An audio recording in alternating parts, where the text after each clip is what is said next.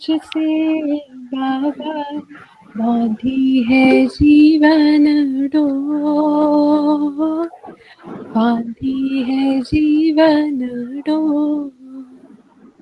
दिल मेरा लगा ही रहता हर पल तेरी ओर, हर पल तेरी ओर।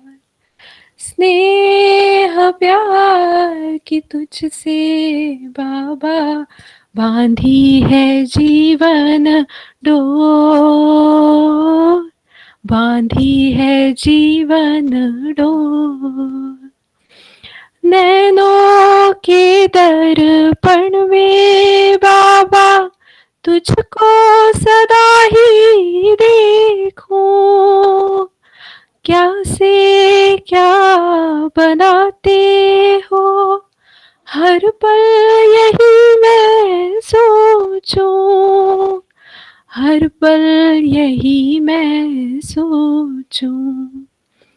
मन आंगन में अब तो बाबा, मन आंगन में अब तो बाबा, खुशियों के नाचे मोर, खुशियों के नाचे मोर।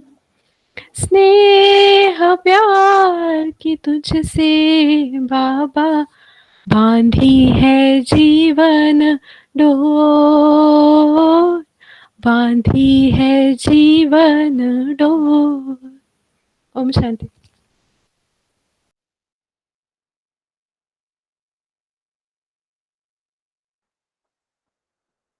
बहुत अच्छा प्रिया बेन, थैंक यू। अभी हम शेयर करती हूँ स्क्रीन। आज का जो अपना मूल्य है, values for the professional life. व्यावसायिक जीवन सफल होने के लिए कौन सा मूल्य लगता है।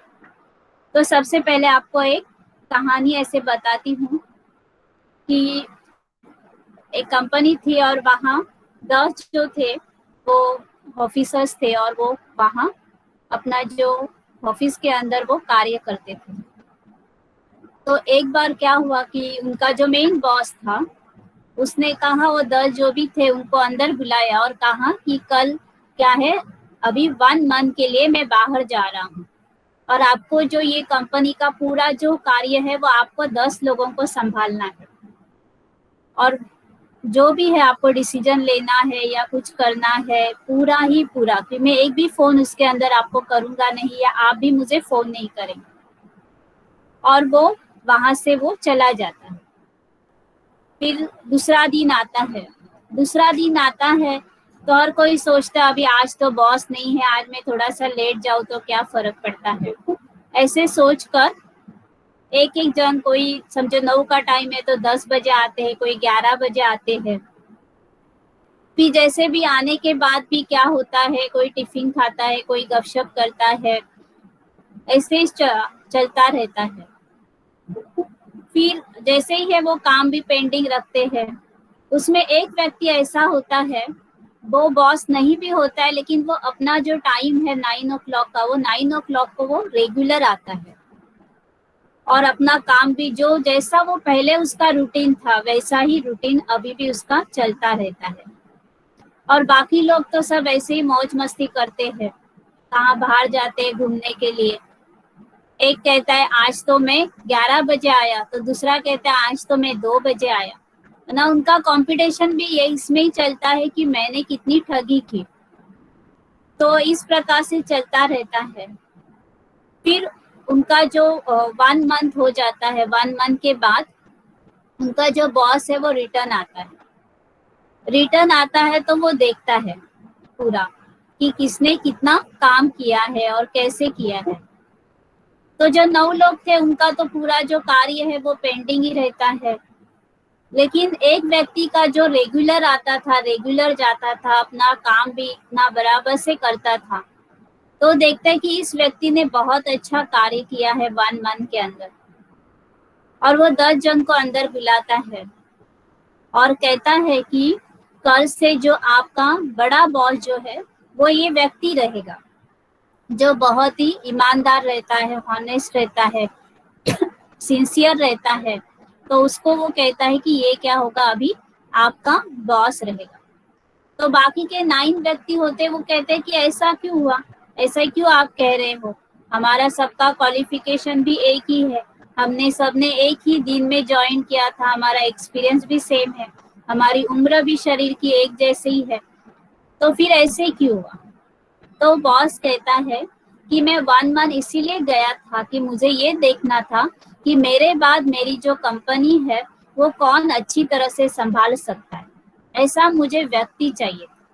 मेरे सामने तो सब अच्छे काम करते हैं, लेकिन मेरे बाद भी कौन ऐसा व्यक्ति है जो अच्छा कार्य कर सकता है, इस कंपनी को अच्छा हैंडल कर सकता है। और आज मुझे वो व्यक्ति मिल गया, और वो बाकी लोगों को भी पूछताछ करता है कि किसने कैसे किया है। वहाँ जो क्लरिकल स्टाफ होते हैं या प्यून्स होते हैं, उनको सबको क्या करता है, वो पूछता है, और सभी यही कहते हैं कि ये व्यक्ति जो था वो बहुत अच्छा है और उसने बहुत अच्छा कार्य किया है। तो प्रोफेशनल लाइफ के अंदर भी कुछ ऐसे वैल्यूज है जो हमें जीवन के अंदर सफलता देते हैं। तो मैं और उस व्यक्ति देखो कितने साल वो उनका बॉस बनकर रहा, और बाकी लोग थे, उनका एक्सपीरियंस सेम था, एजुकेशन सेम था, फिर भी वो पीछे पड़ गया और कितने सालों तक उनको जूनियर रहकर रहना पड़ा। और जो व्यक्ति, एक ही व्यक्ति अपने वैल्यूज के कारण, प्रोफेशनल वैल्यूज के कारण वो क्या बन गया, आगे बन गया।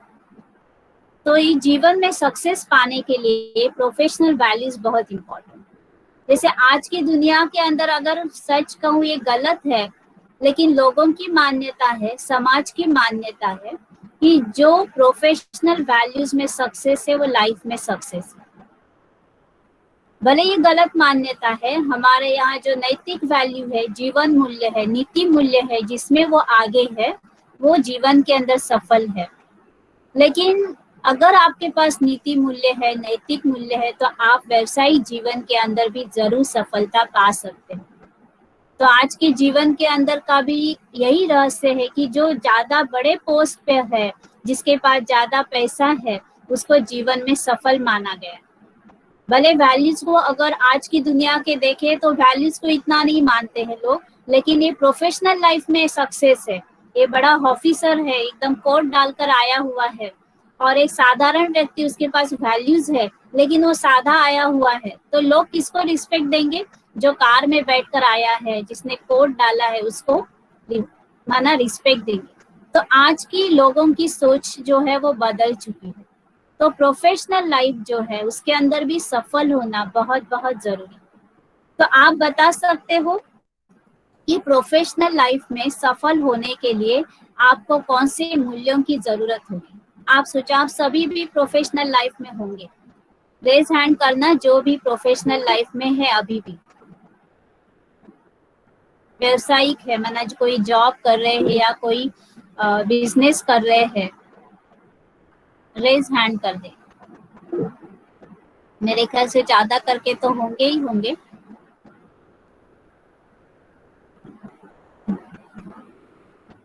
तो आपको क्या लगता है कि प्रोफेशनल लाइफ में सफलता पाने के लिए कौन से मूल्यों की जरूरत है?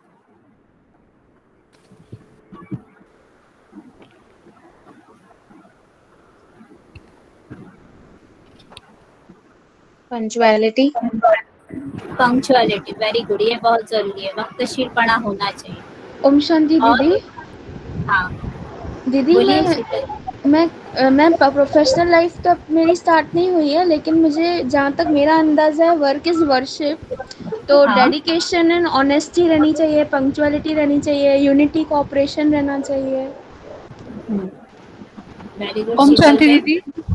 हाँ आप बोलिए प्रिया बेन।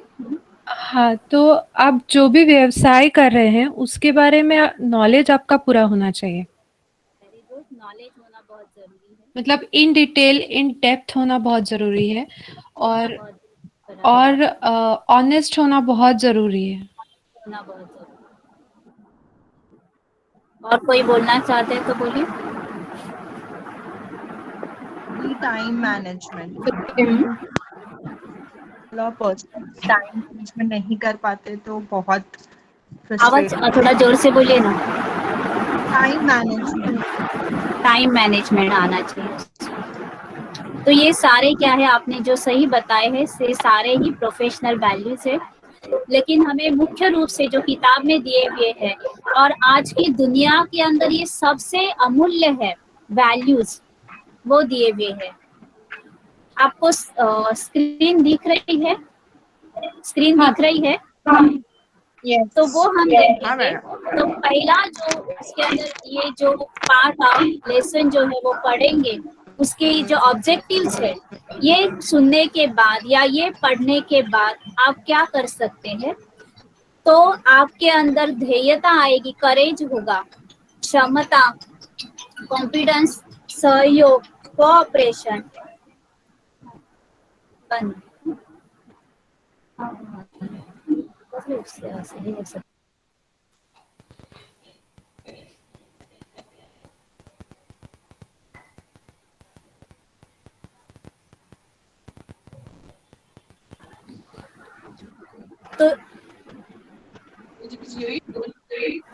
हाँ,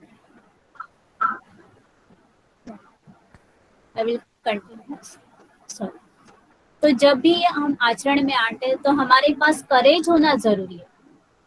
दूसरी है क्षमता, या हम कह सकते हैं हमारी एबिलिटी, हमारी कैपेसिटी, जिसको इंग्लिश में उन्होंने वर्ड दिया है कॉम्पिटेंस। फिर सहयोग, कोऑपरेशन हमारे प्रोफेशनल लाइफ में होना बहुत जरूरी है। नंबर 4 है परसिवरेंस, माना जीत, या हमने जो भी ध्येय किया है उसको हम दृढ़ता से हम उसका करेंगे। इस प्रकार से हम व्यवसायिक मूल्यों को धारण करके हम अपने आप को संपन्नता बने। देखो आपने कौन से मूल्य मन में रखे थे और आपके सिलेबस में कौन से दिए हुए, आपने भी जो दिए वो भी सही थे, गलत नहीं थे, लेकिन आज के हिसाब से, आज की दुनिया के हिसाब से करेज होना बहुत बहुत जरूरी है प्रोफेशनल लाइफ में। पहले जब हम ये लेसन लेते थे तो इतना इस करेज का इम्पोर्टेंस नहीं था, लेकिन आज पता चला, आज व्यक्ति जो है ना, जॉब में पहुंचने तक भी उसको करेज की जरूरत है। ये बहुत बड़ा प्रोफेशनल वैल्यूज बना। आज बीएमसी के डॉक्टर्स है, उनको रिटायरमेंट के लिए 1 ईयर सिर्फ बाकी है, और उनको कोरोना भी हुआ था, उसमें वो बीमार भी हो गए थे, उनको ड्यूटी ज्वाइन करने की हिम्मत ही नहीं आ रही थी, हमेशा पूछते थे। लास्ट में फिर उन्होंने डिसीजन किया कि अभी 2 दिन के अंदर मैं क्या करूंगा, ड्यूटी ज्वाइन करूँ। तो मैंने कहा प्रोफेशनल वैल्यूज में सक्सेस होगा, वो बहुत खुश हो गए कि करेज होना प्रोफेशनल वैल्यूज में बहुत जरूरी है ना। हर लेवल के अंदर करेज सिर्फ प्रोफेशनल वैल्यूज में जरूरी नहीं है, आपके पर्सनल लाइफ में भी करेज होना जरूरी है, फैमिली लाइफ में भी करेज होना जरूरी है। तो ये जो है ना कि साहस कह सकते हैं उसको, या मराठी में धाड़स कह सकते हैं, या थोड़ा सा ध्येय का स्पेलिंग मिस्टेक है, यह के ऊपर मात्रा नहीं है। तो ये करेज जो है प्रोफेशनल लाइफ में होना जरूरी है। बहुत सारे प्रॉब्लम्स आते हैं हमारे सीनियर से, हमारे बॉस से, हमारे मैनेजर से, बहुत सारी आती है मुसीबतें, या कई ऐसे आते हैं, तो हमारे पास करेज होना चाहिए। कई ऐसे व्यक्ति होते हैं वो डर जाते हैं उस समय सिचुएशन। आज हमने देखा कई जो लोग थे उन्होंने जॉब छोड़ दिया इस कोरोना के डर की वजह से, क्योंकि करेज कम था, इसीलिए प्रोफेशनल वैल्यूज में वो कम पड़ गए। तो सबसे बड़ा वैल्यूज है वो करेज है, कि कई बार हमें कितनी मुसीबतों का सामना करना है, लेकिन हमें युद्ध का मैदान छोड़ना नहीं, उस जॉब को या उस बिजनेस को हमें नहीं छोड़ना है। फिर दूसरी है क्षमता, हमारी एबिलिटी, हमारी स्किल्स। जैसे आप में से किसी ने कहा ना कि नॉलेज डेप्थ में होना बहुत जरूरी है, तो आप जिस भी प्रोफेशन में हो ना, उस प्रोफेशन की डेप्थ में जो नॉलेज है, माना आपका स्किल्स है, आपकी जो क्षमता है, वो होना बहुत बहुत जरूरी है। क्योंकि आप उस क्षेत्र में हो, आप उस क्षेत्र का, जैसे कोई आज हम देखते हैं कई ऐसे कंप्यूटर ऑपरेटर्स है, उनको कई एक्सेल के फॉर्मूले आते ही नहीं है, क्योंकि उनका स्किल नहीं, उनके पास वो क्षमता नहीं है। तो वो अगर मैं आज एक क्लर्क हूँ, मुझे वो, मेरे अंदर वो क्षमता आनी चाहिए, मुझे वो ऑपरेटिंग सिस्टम कैसे वो आनी चाहिए, वो स्किल मुझे सीखना है। क्योंकि वो मेरा रोल है, वो मेरी रिस्पॉन्सिबिलिटी है। तो वो जो कहते हैं कि कॉम्पिटेंस, माना क्षमता, मेरी एबिलिटी जो है वो प्रोफेशनल वैल्यूज में बहुत बहुत इम्पोर्टेंट है। तो उसके लिए जो भी आपको पोस्ट में जो है, उस पोस्ट के लिए जो भी क्वालिफिकेशन है, वो क्वालिफिकेशन आपके अंदर होना बहुत बहुत जरूरी है। तो आप उस क्षेत्र के अंदर सफल हो जाएंगे। तो ये उसकी वैल्यू है। तीसरा है सहयोग, कोऑपरेशन। क्योंकि जब जॉब होता है it is a team work, तो ये हम भी दूसरों को कोऑपरेट करें तो हमें भी दूसरे कोऑपरेट करें। तो ये सहयोग देना प्रोफेशनल लाइफ में बहुत जरूरी। प्रोफेशनल लाइफ में आप ये नहीं कह सकते कि आज मेरी 5 बजे की ड्यूटी हो गई तो अभी मैं यहाँ से अभी मैं एक्स्ट्रा काम नहीं करूँ, या मेरे इसको कल को आज ठीक नहीं है उसकी ड्यूटी मैं नहीं करूँ। ये प्रोफेशनल लाइफ में अगर आपको सक्सेस होना है तो आपको कोऑपरेशन देना ही पड़ेगा। कि समझो आपका फ्रेंड है, उसको कोरोना हुआ है, आपको उसको हेल्प करना है, आपको उसको कोऑपरेट करना है। तो ये प्रोफेशनल लाइफ है कि आपको कोऑपरेट करना है, माना आपको सहयोग देना है। सहयोग माना ऐसा नहीं है कि एक व्यक्ति दूसरे व्यक्ति को देता है।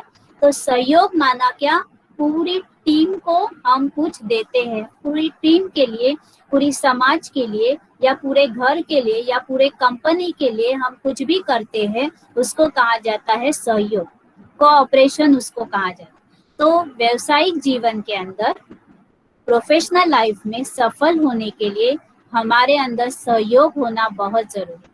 अगर हम अकेले चलते हैं तो कई प्रोफेशनल लाइफ में हम उतने सक्सेस नहीं होते। तो एक दूसरे के सहयोग से हम आगे बढ़ते हैं। तो कोऑपरेशन ये दिया हुआ है वैल्यू। फिर चौथा है जीत कहो या दृढ़ता कहो, इंग्लिश में उसको कहा है परसिवरेंस। तो ये इसको हमें फॉलो करना है, और ये फॉलो करने के लिए हमें क्या चाहिए, करेज चाहिए कि मैंने उस लक्ष्य है, वो मेरी जीत है, मुझे उसको हासिल करना है। न जाने कितने मुझे मुसीबतें आए, लेकिन मैं उस लक्ष्य तक पहुंचूं। तो ये दृढ़ होना भी प्रोफेशनल लाइफ में बहुत जरूरी है। फिर है व्यवसाय, उसके अंदर एक कमेंट्री दी है, चिंतन बिंदु दिए है, उसके साथ आप अपने आप को संपन्न बना सकते हो। तो enrich the self with the reflection point, जो भी चिंतन बिंदु है, रिफ्लेक्शन पॉइंट्स, वो आपको इसके अंदर दिए हुए, कमेंट्री दी हुए कि व्यवसायिक जीवन में सफल होने के लिए हमें क्या करना है। इसके अंदर मैंने जो पीपीटी है वो मराठी में बनाई है, मैं हिंदी में बोल रही हूँ। तो कईयों को हिंदी नहीं समझ में आ रही है तो वो मराठी पीपीटी पढ़ सकते हैं, और इंग्लिश भी है तो इंग्लिश भी पीपीटी वो पढ़ सकते। फिर जब भी हम प्रोफेशनल लाइफ में आगे जाते हैं तो ये पॉइंट्स हमारे अंदर जरूरी। अभी हमने वैल्यूज देखे, अभी कुछ प्रिंसिपल्स। तो पहला प्रिंसिपल है maintain the standard of ethics and codes of conduct. ये बहुत जरूरी है। जो भी नीति तत्व है, जो भी आचार संहिता है, वो फिर कंपनी की आचार संहिता हो, लॉ की हो या सोसायटी की हो, उसको हमें मेंटेन करना है ना। जे पण नीती तत्व सांगितले आहेत, नैतिक गोष्टी सांगितल्या, ज्या पण आचार संहिता सांगितलेल्या आहेत, तर त्या तिथे ठेवणं आपल्याला फार जरूरी है। क्योंकि कई कंपनीज के अंदर कुछ ऐसे रूल्स होते हैं, कुछ खाने के रूल्स होते हैं, या और भी किसी प्रकार का कोड ऑफ कंडक्ट होता है, एथिक्स होते हैं, वो हमें जरूरी उसका पालन करना है।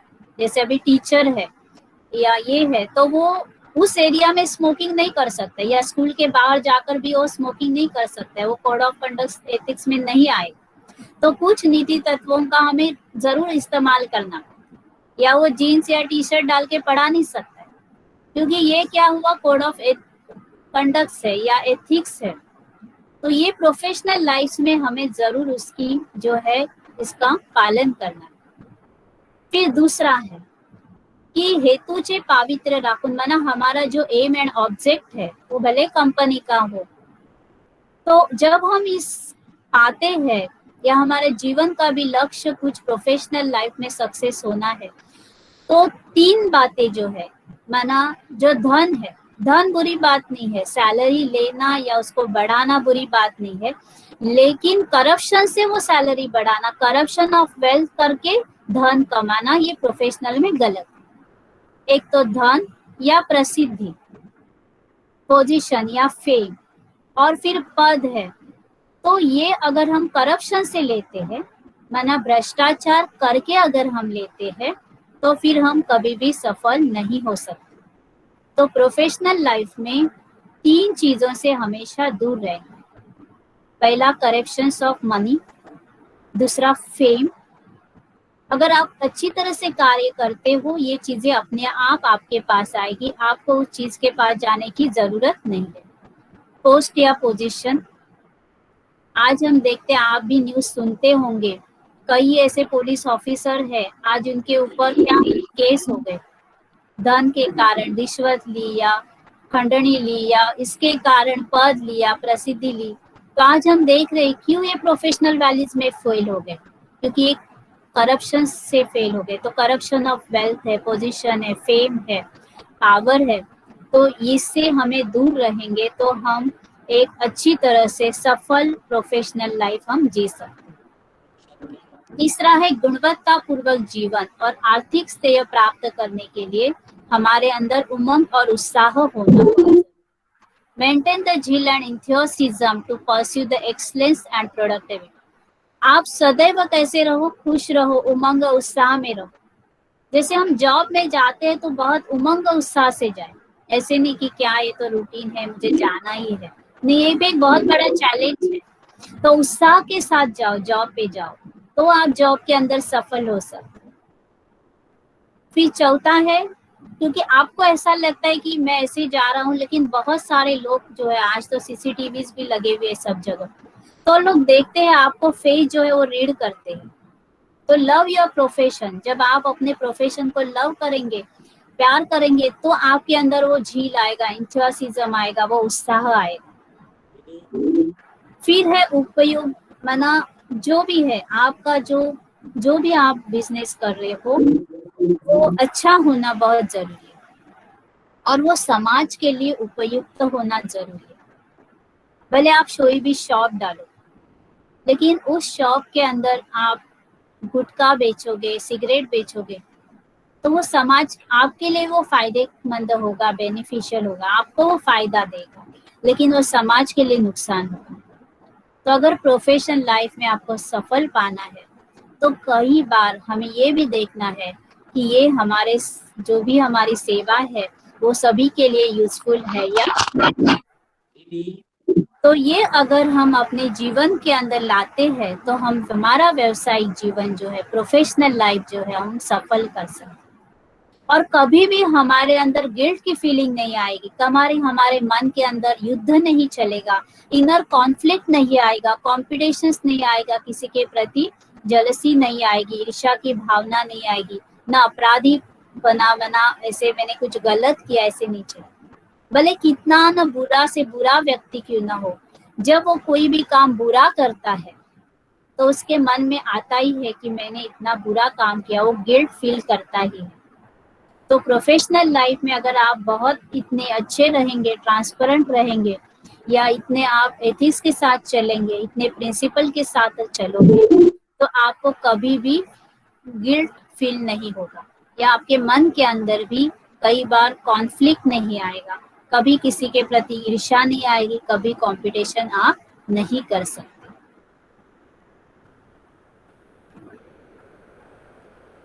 फिर यहाँ बताया है कि प्रोफेशनल एक्सलेंस जो होता है, is not simply the matter of obtaining the recognition for the work. आप जो भी काम करते हैं उसको ये इम्पोर्टेंस देना, माना ये आपका व्यवसायिक जीवन के अंदर उत्कृष्टता नहीं है। It is not even climbing the corporate leader, माना आप उसके अंदर बहुत श्रेष्ठता प्राप्त करते हो, या developing professional excellence is a lengthy and challenging process. ऐसा नहीं है कि आज आपने जॉब लिया, कल आपको प्रोफेशन में अंदर आप एकदम डायरेक्ट सीनियर मैनेजर बनो। ये लेंथी प्रोसेस है और ये बहुत चैलेंजिंग प्रोसेस है, इसको कई साल लगते हैं, है ना। आपने सुना होगा ना कि कई ऐसे हैं जो आफ्टर 50 जो है वो प्रोफेशनल लाइफ के अंदर सफल हुए, या कईयों के ऐसे है कि जो बाद में वो अच्छे बनते गए। तो ये लॉन्ग प्रोसेस है, ये लेंथी प्रोसेस है, इसीलिए कभी भी उससे क्यों मैं सफल नहीं हो रहा हूँ इस बात की आप चिंता नहीं करो, क्योंकि लेंथी प्रोसेस है, चैलेंजिंग प्रोसेस है। आप अपने एथिक्स पर और प्रोफेशनल वैल्यूज पर चलते रहो, एक दिन आप जरूर सफल हो। There are bound to be errors and misunderstandings along the way. वहाँ ऐसा होगा, प्रोफेशनल लाइफ है, गलतियां होगी, मिसअंडरस्टैंडिंग जरूर होगी। भले आप कितना अच्छे से अच्छी आप क्वालिटी दो, लेकिन फिर भी गलत होने के चांसेस है, फिर भी मिसअंडरस्टैंडिंग होने के चांसेस है, लेकिन फिर भी हमें उससे सीखना है। हाँ, गलतियां हुई ना, उसको सीखने के लिए भी आपको क्या चाहिए? ढाढ़स चाहिए, करेज चाहिए। या कुछ भी मिसअंडरस्टैंडिंग हुई, उसको भी आपको फेस करने के लिए भी आपको करेज चाहिए। ये आज दुनिया के अंदर सबसे बड़ी से बड़ी नंबर 1 वैल्यू बन गई है, करेज, हिम्मत, साहस। तो goal must be to learn from them and leave them behind and move forward.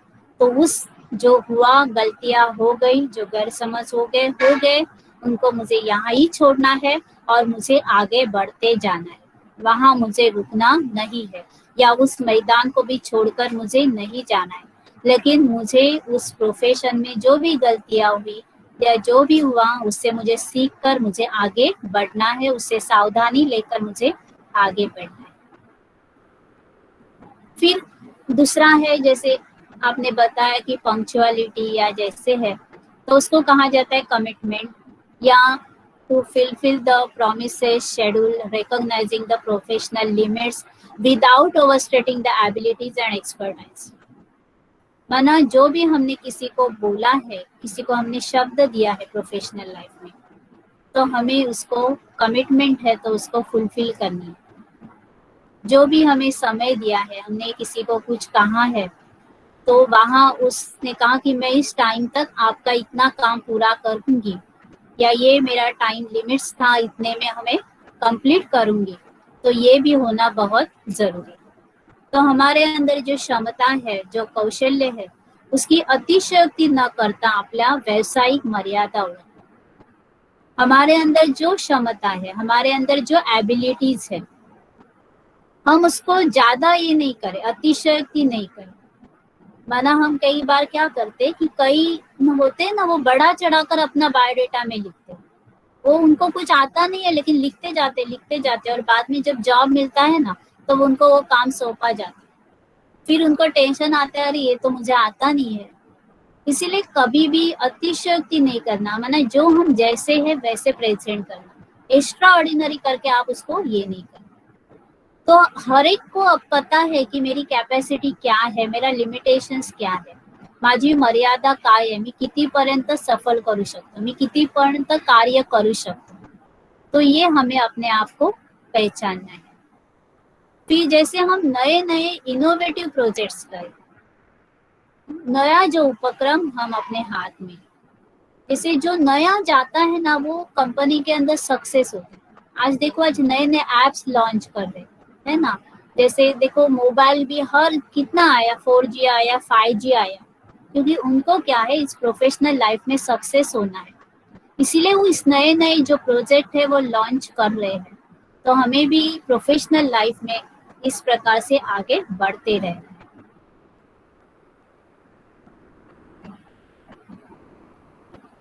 तो अभी मैंने जो कहा, आप में से कोई पॉइंट्स वो शेयर कर सकते हैं।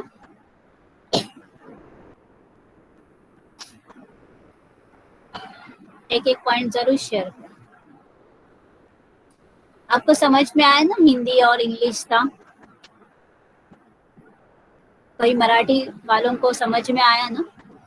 आप मराठी में भी बता सकते हैं कौन से प्रोफेशनल वैल्यूज थे।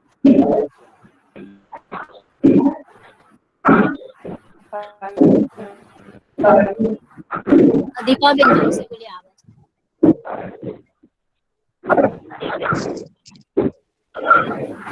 हाँ जी, ओम शांति। ओम शांति, बोलिए। हाँ, व्यावसायिक जीवन में सफल होने के लिए हमें धैर्य और सहयोग बहुत जरूरी है। सहयोग देना जरूरी, एक वैल्यू देखा हाँ, हमने, उसको डिटेल में देखना बाकी है, लेकिन एक वैल्यू है। और हाँ दूसरा जी। बोलिए। और हमें उनके बाकी जो अभी उन नियमों का पालन करना चाहिए, और और हमें भ्रष्टता से मुक्त रहना चाहिए, और जो भी हम जैसे जहाँ पे हम जॉब कर रहे हैं वहाँ के नियमों का पालन करना चाहिए, और जैसे हम उच्च पदवी पे जाते हैं हमें ईर्ष्या मुक्त रहना चाहिए और ईमानदारी से अपना पूरा कार्य करना चाहिए। और कौन से वैल्यूज देखे हमने? ओम शांति दीदी। बोलिए। हमने देखा कि करियर होना बहुत जरूरी है, सिर्फ प्रोफेशनल लाइफ में नहीं बट हर एक एस्पेक्ट में। और जैसे आपने स्टोरी बताई कि बॉस अगर नहीं था, सो इवन इफ अगर हमारे हेड या लीडर सामने नहीं है तभी भी हमें अपनी फुल ड्यूटी ऑनेस्टी और डिसिप्लिन के साथ निभानी है ऑलवेज, चाहे कोई देखे या ना देखे, हमें अपना फर्ज भगवान पूरा हमेशा करना है। देखता है ना, उसका सीसीटीवी कैमरा हमेशा ऑन रहता है ना, और कोई नहीं देखे लेकिन भगवान देखता है, इसीलिए हमें अपना कार्य जो है वो ईमानदारी से करना है। और बोलिए। करेज होना चाहिए क्योंकि प्रोफेशनल लाइफ में प्रॉब्लम्स तो आने ही है।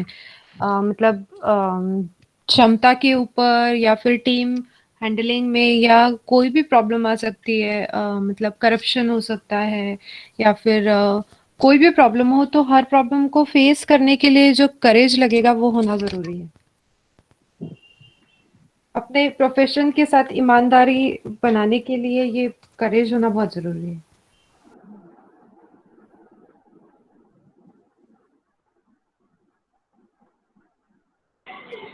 और एक कौन सा था? ओम शांति। बोलिए। ओम हाँ नारायण भाई बोलिए। आपल्याला ज्या वेळेला कोणाला सामोरे जाय त्यावेळी आपले धैर्य मजबूत पाहिजे आणि त्याच्यासाठी आपण एक करेज चांगलं ठेवलं पाहिजे, प्रमाण आपल्याकडे पाहिजे। ओम शांती। और दूसरा आपने ये था क्षमता स्किल्स, है ना। तो आज का कॉम्पिटिटिव युग है तो उसके अंदर हमारे पास स्किल होने भी जरूरी है। तो मैं आगे की शेयर करती हूँ कि थोड़ा बीच में रेस करें तो पता चलते हैं, थोड़े रिपीट्स होते हैं पॉइंट्स।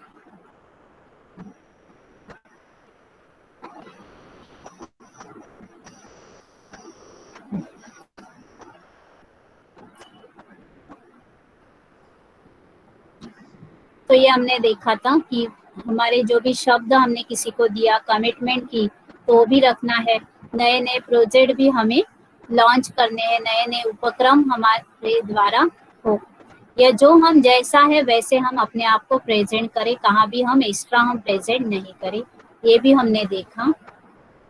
फिर जैसे उसके अंदर प्रोफेशनल लाइफ में तुरंत हमें प्रोग्रेस नहीं होती है, ये लॉन्ग प्रोसेस है, तो हमें क्या रखना है, अपने अंदर धीरज रखना है।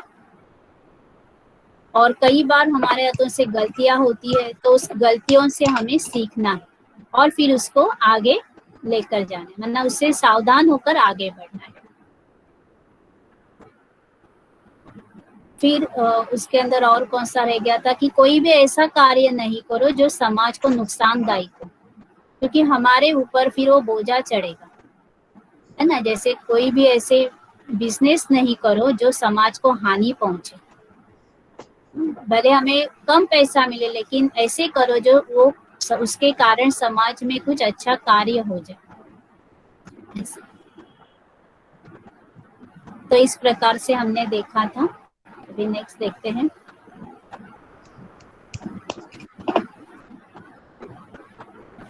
जो भी मराठी लिखने वाले हैं उनको समझ में आ रहा है ना, क्योंकि हिंदी में चल रहा है।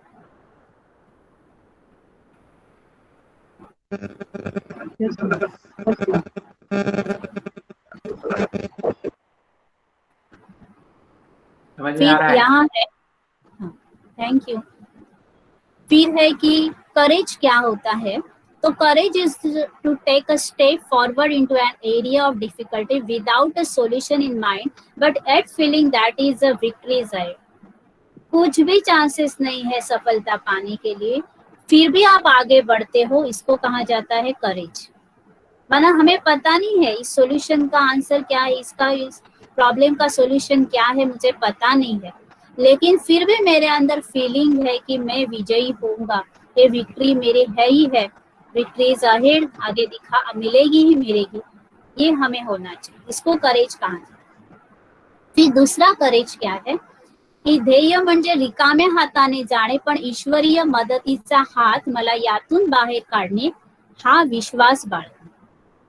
न it is going empty handed, कुछ नहीं है, फिर भी knowing that God's hands is stretch out to pull me, भगवान मुझे इस समस्या से बाहर निकालेगा। ये जो प्रोफेशनल लाइफ में जो भी समस्या आई है, मैं कुछ नहीं कर सकती हूँ, लेकिन भगवान मुझे वो मेरा हाथ पकड़कर वो मुझे वहां से बाहर निकालेगा, ये कॉन्फिडेंस, ये विश्वास होना चाहिए। नहीं तो लोग क्या करते हैं, एक गलती करते हैं, वो गलती छुपाने के लिए दूसरी गलती करते हैं, फिर दूसरी गलती छुपाने के लिए तीसरी गलती। इसके बिना अगर हमने गलती नहीं की है तो हमें डरने की जरूरत नहीं, भगवान मुझे इससे क्या करेगा, छुड़ाएगा। समझो किसी के ऊपर गलत इल्जाम लगाया है, आपने वो नहीं किया है, तो वो छुपाने के लिए आप दूसरी करते हो। मे भी पहले आपका गलती नहीं था, लेकिन वो छुपाने के लिए आपने जो कार्य किया वो गलत था। तो ये न करके हमें भगवान की ऐसे समझना है कि भगवान मुझे इस मुसीबत से जरूर बाहर निकालेगा, और मैं अगर सही हूँ, एक न एक दिन मेरा विजय निश्चित होगा। तो ये हमारे अंदर होनी चाहिए।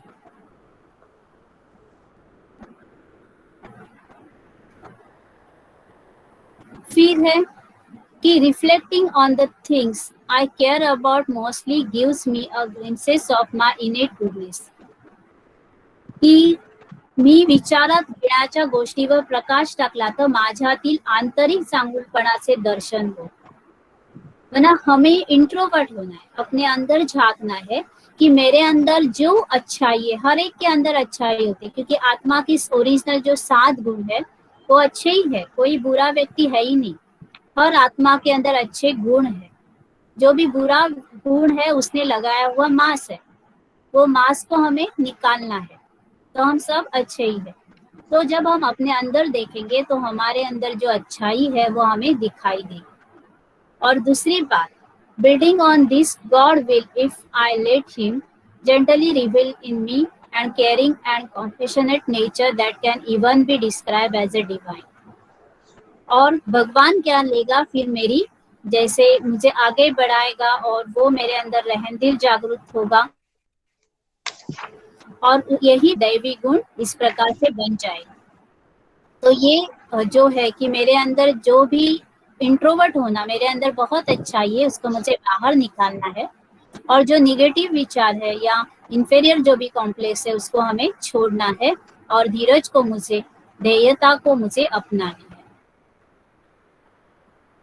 अभी सबसे उच्च प्रति का ध्येय, हाईएस्ट फॉर्म ऑफ करेज क्या है, हम देखेंगे। हाईएस्ट फॉर्म ऑफ, कि यहाँ क्या है कि कोई भी हमें अपने प्रति न गिल्ट की फीलिंग हो, न कोई भी हमें बुरा लगे, लेकिन उसको हमें बदलने के लिए हम अपने अंदर की आत्मा से बात करें या अपने आप से बात करना, इसको कहा जाता है उच्च प्रति का ध्येय। One of the highest form of courage is the ability to face my own negativity without feeling guilty और bad about myself and then take the responsibility for changing. To begin this process, I first make contact with my deepest spiritual. तो मेरे अंदर जो आध्यात्मिक आत्मा है, चेतना है, मुझे उसके साथ संवाद करना शुरू करना चाहिए। कोई भी गिल्ट की फीलिंग मेरे अंदर नहीं होनी चाहिए, ना नकारात्मक भावनाएं, क्योंकि कई बार क्या होता है, इंसान अपनी ही बुराइयों से, माना वो बाहर से जितना कोई बोलने के बाद वो अपने आप को बुरा महसूस नहीं करता है, लेकिन वो अपने आप को गलतियों को सोच सोच कर ही अपने आप को वो जब बुरा कहता है तो वो ध्येयता नहीं है। तो जो है कि है मेरे अंदर ये निगेटिविटी है, मेरे अंदर ये गिल्ट है, लेकिन फिर भी मुझे मेरी ये रिस्पॉन्सिबिलिटी है कि मुझे इसको बदलना है। मेरी जो गलती है या मेरी जो कमजोरी है उसको मुझे परिवर्तन करना है। ये अपने आप के साथ, अपनी आत्मा के साथ बात करना, अपने आप को बदलने का बड़ा चैलेंज करना, ये बहुत बड़ा हाईएस्ट फॉर्म ऑफ करेज है, उच्च प्रति का ध्येय है। फिर यहाँ बताया है कि करेज is a term of virtue when a person performs the act of courage regularly and frequently. A virtue is a term defined to the extent that the person has acquired and accumulated this quality through a sustained connection and reliance upon the divine. तो भगवान के ऊपर जैसे एक बहुत बड़ा विश्वास होना बहुत जरूरी है, उसके साथ संबंध जोड़ना बहुत जरूरी है। क्योंकि पहले भी आपको कहानी में बताया कि वो व्यक्ति एकदम ईमानदारी से अपना कार्य करता था, क्योंकि उसको भगवान के ऊपर बहुत विश्वास था, वो व्यक्ति आध्यात्मिक था। इसीलिए आज देखो प्रोफेशनल लाइफ में अगर आपको ये सर्टिफिकेट मिलता है और उसके अंदर ब्रह्मा कुमारी का नाम आपका कॉलेज या स्कूल के अंदर लिखा हुआ रहेगा, आपको फर्स्ट प्रेफरेंस दिया जाएगा। क्योंकि आज हर कोई कमर्शियल व्यक्ति है, वो ये देखना चाहता है कि आपके अंदर कितनी माना स्पिरिचुअलिटी है या आप कितने ईश्वरीय के साथ संबंध जोड़ते हैं। तो ये है कि माना ये हमें अपने अंदर का जो दैवी गुण है उसको हमें परखना है। तो हमें भगवान के साथ संबंध जोड़ना है। जब हम भगवान के साथ संबंध जोड़ते हैं तो अपने आप हमारे अंदर एक विश्वास कहो, आत्मविश्वास कहो, वो आता है और साहस से हम कोई भी परिस्थिति का सामना कर सकते हैं। ऐसा तो उसके ऊपर कोई कहावत बोल सकता है जो ईश्वर के ऊपर भरोसा रखकर, ऐसी कोई कहावत बोल सकता है साहस के लिए? बहुत फेमस कहावत है, याद करो जरा। हिम्मत बच्चे मदद दे खुदा। वेरी गुड, हिम्मत बच्चे मदद दे खुदा। और बताओ? हिम्मत का एक कदम आप बढ़ाओ, भगवान 1000 कदम बढ़ाने आएंगे। और जिसका साथी हो भगवान उसको क्या रोकेगा आंधी तूफान। वेरी गुड, जिसका साथी है भगवान उसको क्या रोकेगा आंधी या तूफान। और हाथ काटे दिल यारड़े। हाथ काटे दिल यारड़े। वेरी गुड कि हम काम से करें और जो भी हमारा प्रोफेशनल लाइफ में हमें जो काम दिया है वो करते रहे और दिल से भगवान को याद करते रहे। तो ये जो भी आपने कहा बहुत अच्छी बताई बातें, तो ये हमें अपने जीवन के अंदर प्रोफेशनल लाइफ में रहते हुए हमें इसको पालन करना है। हम जैसे एक कदम बढ़ाते हैं, परमात्मा हमारे साथ 1000 कदम आगे साथ होते हैं। Very good.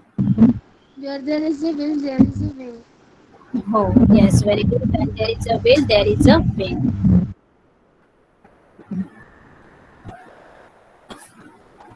फिर हम नेक्स्ट देखेंगे।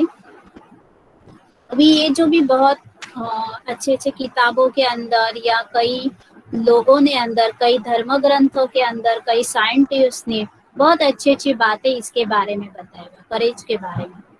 तब सबसे पहला जो साम है, जो कैथलिक बुक जिसको कहा जाता है, तो उसके अंदर लिखा हुआ है, मजबूत व्हावं तुमच्या ध्येय साठवा, be strong and let your heart take courage. आप कभी भी मजबूर नहीं बनो, मजबूत बनो, मजबूत व्हा आणि तुमच्यामध्ये काय ठेवा, ध्येय ठेवा। यहाँ आप बहन है ना, आपको शायद पता होगा क्योंकि ये साम बुक के बारे में आप थोड़ा सा बता देना, ये क्या होता है, कौन है? हाँ लुइजा बेन, आपको तो पता होगा ना ये क्या है ना, थोड़ा बता सकते हैं? सामी बोलते हैं ना इसको।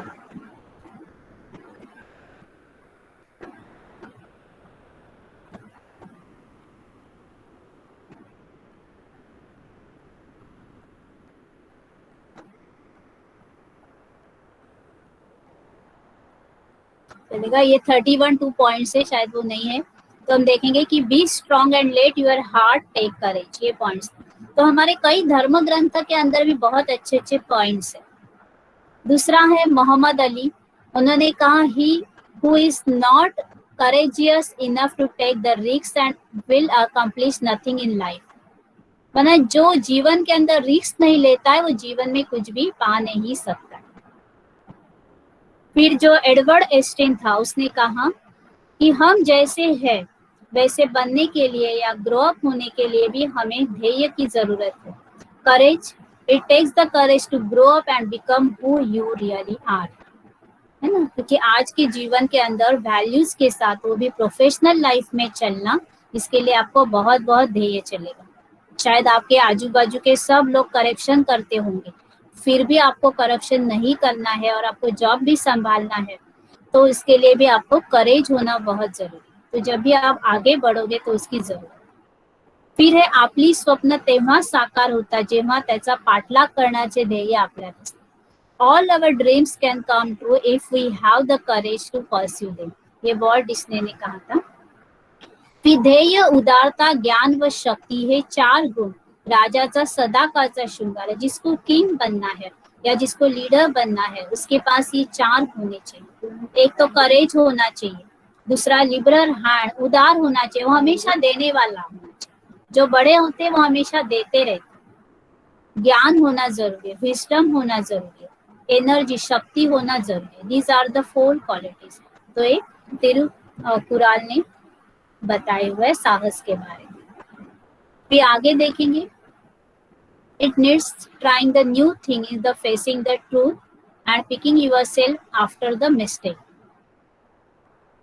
जब भी हम कुछ नया करने जाते हैं या जब भी सच का सामना करना होता है बहुत, क्योंकि सच को सामना करना कोई साधारण बात नहीं है, उसके लिए भी बहुत साहस चाहिए। या हमारी गलतियां जो है उसको निकालने के लिए, उसको picking yourself after the mistake means अपने आप को उठाना उस मिस्टेक के बाद, वो भी बहुत जरूरी। इसीलिए अपने आप से प्यार करो, भले मैं कितना भी बुरा से बुरा क्यों ना व्यक्ति हो, लेकिन अपने आप से प्यार करो तो कभी भी डिप्रेशन में नहीं जाए। तो इसके लिए भी साहस चाहिए। Do what is right for me even when it is hard and scary, मतलब जो मेरे लिए अच्छा है वो ही करना है, भले वो कितना डिफिकल्ट क्यों ना हो या कितना भी माना उसके अंदर ऐसे धड़की, माना बहुत डर भी क्यों ना हो, लेकिन ये मुझे करना है तो मुझे वो करना है, भले कितना ना डिफिकल्ट हो। फिर what is right for you is believing in yourself to do it, वही है ना। अपने ऊपर क्या रखो, खुद के ऊपर विश्वास रखो, ये सबसे बड़ी बात है।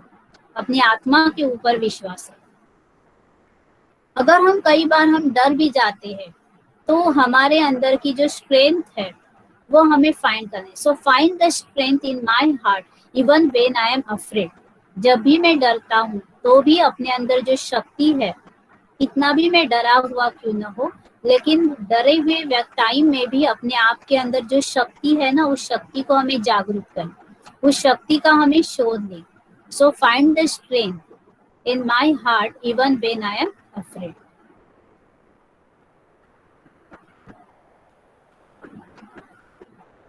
अभी थोड़ा सा मेडिटेशन करेंगे, सभी सीधे बैठेंगे। करेज के लिए मेडिटेशन है।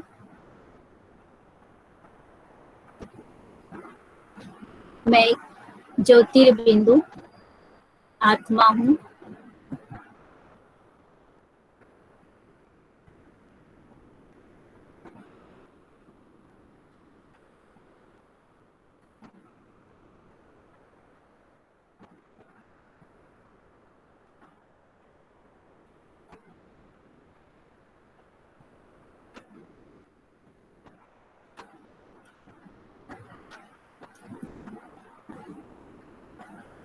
थोड़ा स्लो हुआ है कंप्यूटर।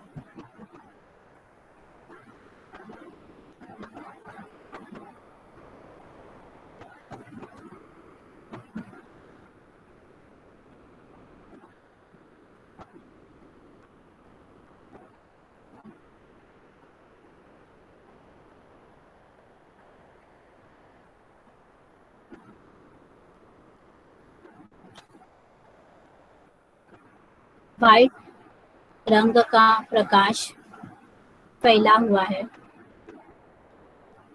दोनों भ्रुकुटी के बीच में विराजमान हूँ। मैं शरीर से अलिप्त हूँ, एक सितारे के समान चमक रहा हूँ। मैं अजर अमर अविनाशी प्रकाशमान हूँ। मान बुद्धि और संस्कार मेरी सूक्ष्म कर्मेंद्रिया है। मैं शरीर का स्वामी हूँ।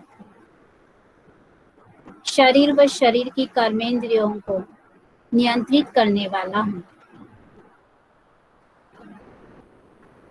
नई चीजें लाने के लिए जो भी धैर्यता चाहिए वो मेरे अंदर है। मैं अपनी गलतियों को स्वीकार करता हूँ, उससे सीखता हूँ, उनको समझता हूँ। मेरे अंदर साहस है, जो सही है वही करने का। नई नई चीजों का इन्वेंशन करने का साहस मेरे अंदर है। छोड़ देना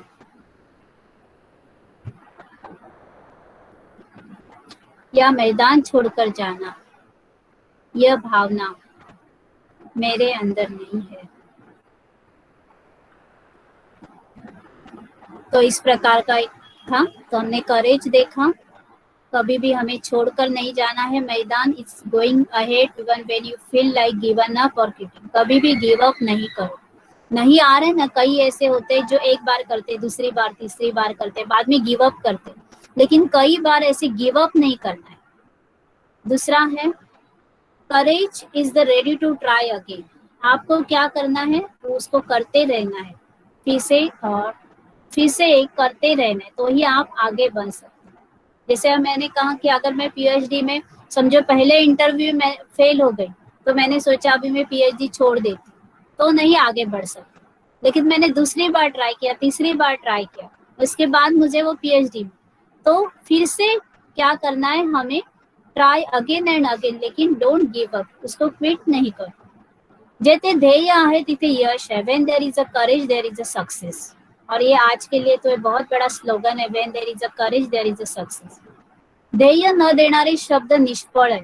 इस हमारे ऐसे बोल हो जो करेज दो। Words that don't give the courage are waste. ध्येय म्हणजे भीतीच्या विरुद्ध असलेले वैयक्तिक शौर्य. Courage is a personal bravery in the face of fear. पुढे जात राहा असा स्वतःमध्ये निश्चय ठेवा की तुम्ही कोणालाही काही थांबवू शकत नाही. Keep moving forward. Cultivate the feeling that no one and nothing can stop you. आपको कोई रोक नहीं सकता है आपकी मंजिल आपको पाने से. फिर मोठ्या संकटाला करण्यासाठी, तोंड देण्यासाठी ध्येय पुरेसे. It only takes an ounce of courage to remove the turn of distress. आपका पूरा जो टेंशन है वो निकाल दे. Courage is needed in trying the new things. नया, इसके लिए भी करेज चाहिए. लोग आपके ऊपर हंसेंगे. जब इसने लाइट निकाली तो लोग उसके ऊपर हंस रहे थे कि क्या ये लाइट बनाएगा. उसके फ्रेंड हंस रहे थे, उसके फैमिली वाले, क्योंकि वो 100 बार फेल हो चुका था. लेकिन फिर भी उसने क्या किया, नया थिंग उसके नया निकाला. तो नई चीज जब हम निकालते हैं ना, तो इसके लिए भी जरूरी ध्येय होना आवश्यक है.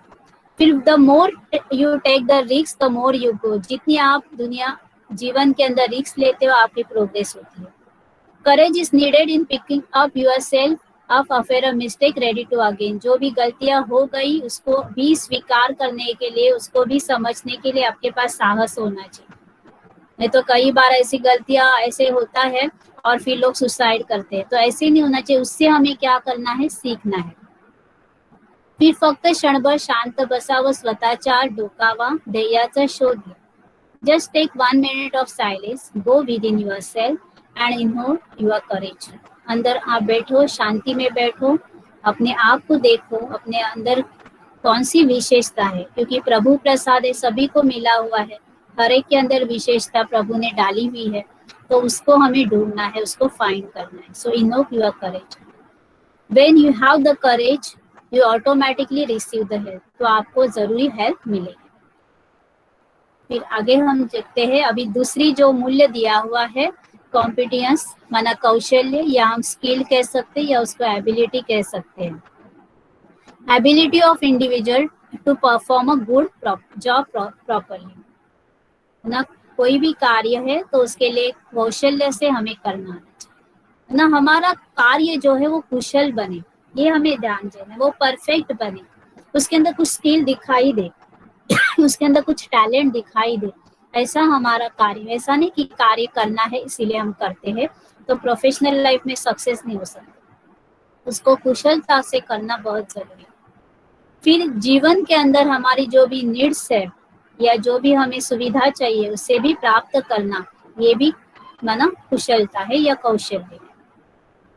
और जैसा आपने कहा कि ज्ञान होना भी जरूरी है, ज्ञान भी होना उसको माना, जो भी आप फील्ड में हो उस फील्ड का आपको पूरा ज्ञान होना जरूरी है।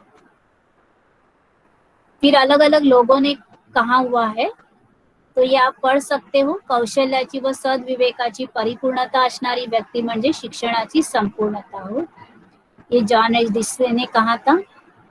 जोपर्यंत कौशल्य प्राप्तीसाठी मेहनत करत आहोत, हा विश्वास निर्माण होत नाही तोपर्यंत कोणीही मेहनत करत नाही। कि हमें कुछ इनोवेटिव करना है, हमें कुछ स्किल वर्क करना है, ये आपके मन में जब तक नहीं आता है तब तक आप कुछ मेहनत करेंगे ही नहीं। आप काम करना है इसीलिए करेंगे, लेकिन जो होना चाहिए वो काम वैसा नहीं होता। अभी इसको प्रैक्टिकल में कब लाना है प्रोफेशनल लाइफ में? When I am thrown on competitiveness। आज देखो दुनिया के अंदर बहुत कंपटीशन है, तो जब हम प्रोफेशनल लाइफ में इस प्रकार चलते हैं, तो अगर हमें इसके अंदर अच्छा रहना है, खड़ा रहना है, तो मुझे अपने अंदर स्किल जो है, एबिलिटी है, समथिंग डिफरेंट, वही काम करना है, लेकिन मुझे समथिंग डिफरेंट, समथिंग इनोवेटिव ऐसे मुझे करना है।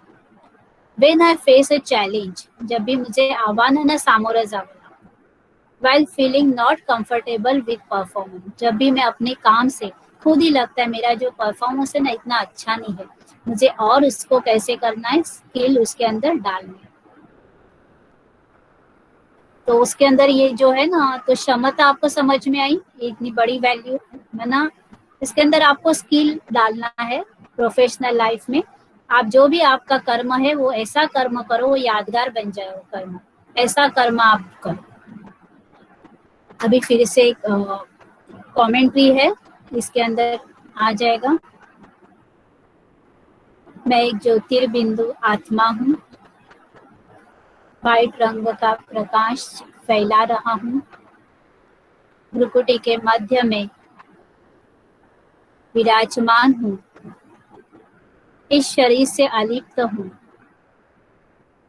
एक सितारे के समान चमक रहा हूँ। मैं अजर अमर अविनाशी हूँ। मन और बुद्धि संस्कार मेरी सूक्ष्म कर्मेंद्रियां है।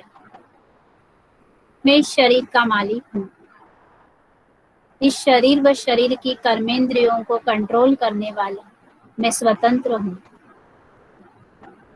मुझे बहुत रिलैक्स फील हो रहा है। मैं बहुत कुशल हूँ। मैं कोई भी कार्य उत्साह के साथ कर रहा हूँ। मैं अपने अंदर आत्मविश्वास का अनुभव कर रही हूँ। मैं बहुत अच्छा कुशलता से भरपूर हूँ। मैं ज्ञान और आंतरिक क्षमता प्राप्त कर रहा हूँ। मेरे अंदर कौशल्य है। मैं कोई भी चीज सीख कर आगे बढ़ सकता हूँ। मेरा उद्देश्य शुद्ध है। कोई भी छिपा हुआ इरादा नहीं है। मैं मेरे अपने कर्म का चिंतन कर रहा हूँ। मुझे कोई भी बात का डर नहीं है। कोई भी जो क्षमता है उससे मेरे पास है। मेरे विचारों में स्पष्टता है। ओम शांति। फिर आगे की ओर बढ़ते हैं। जो भी आप कुशल है ये आपको लोगों ने कहना चाहिए, क्योंकि आपके एक्शन से वो आपको दिखाई देना चाहिए। फिर जैसे आपने उसको स्पष्टीकरण किया, तो ये भी able to interpret the situation in the context, situation के साथ आपकी कुशलता हो ना। आप जो भी ड्रामा कर रहे हो कि आज की दुनिया के लोगों को क्या पसंद है, उस हिसाब से आपको चलना पड़ेगा। उस सिचुएशन के हिसाब से चलना, इसको कौशल्य कहा जाता है। वरना देखो आज अगर किसी को टैलेंट शो कहा तो किस प्रकार से वो टैलेंट उसके अंदर दिखाएगा, वो कौशल्य दिखाएगा, वो कुछ टेक्नोलॉजी का यूज करेगा क्योंकि आज टेक्नोलॉजी का जमाना है, तो उसके अंदर दिखाएगा। तो परिस्थिती के अनुसार हमें कुशलता लानी है। कौशल्य आपल्या कारकिर्दीला व व्यवसायाला लागणारी म्हणा, ये जो है हमारा पूरा जीवन के साथ ही हमेशा जुड़ा हुआ है। जो है कि करियर एज ए जॉब और ये जो है वो पर्सनल डेवलपमेंट भी हमारी प्रोफेशनल डेवलपमेंट होती है, लेकिन साथ में हमारी व्यक्तिगत उन्नति भी जरूर होती है।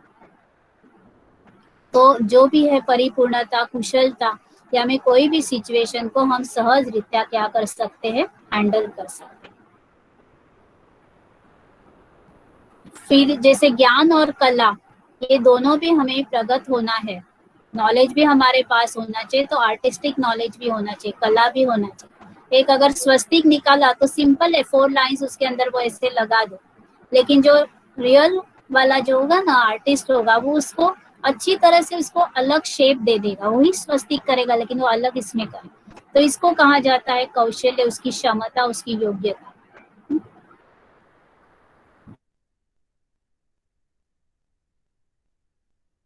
और ये इंपॉर्टेंट सेंटेंस है, core competency that is critical to success of business.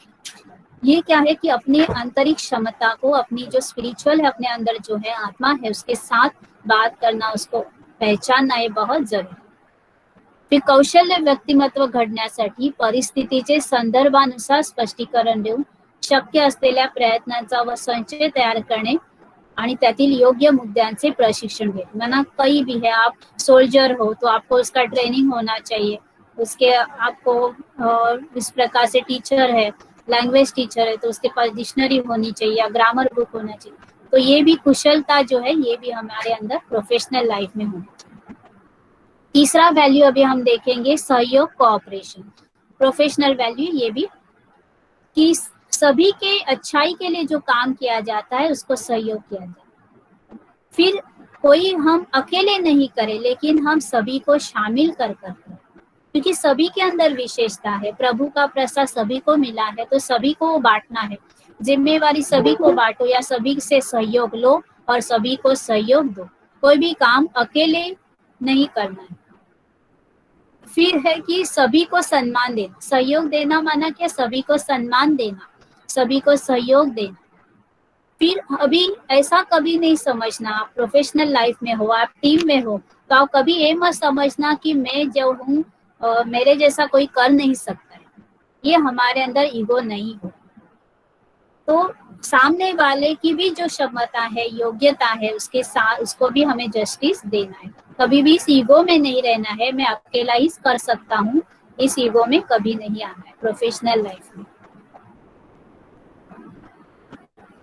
फिर यहाँ यही बताया कि जब हम एक ही होता है तो हमें सफलता मिलती है। और सहयोग माना आपको जो करना है उसको खुशी से करो।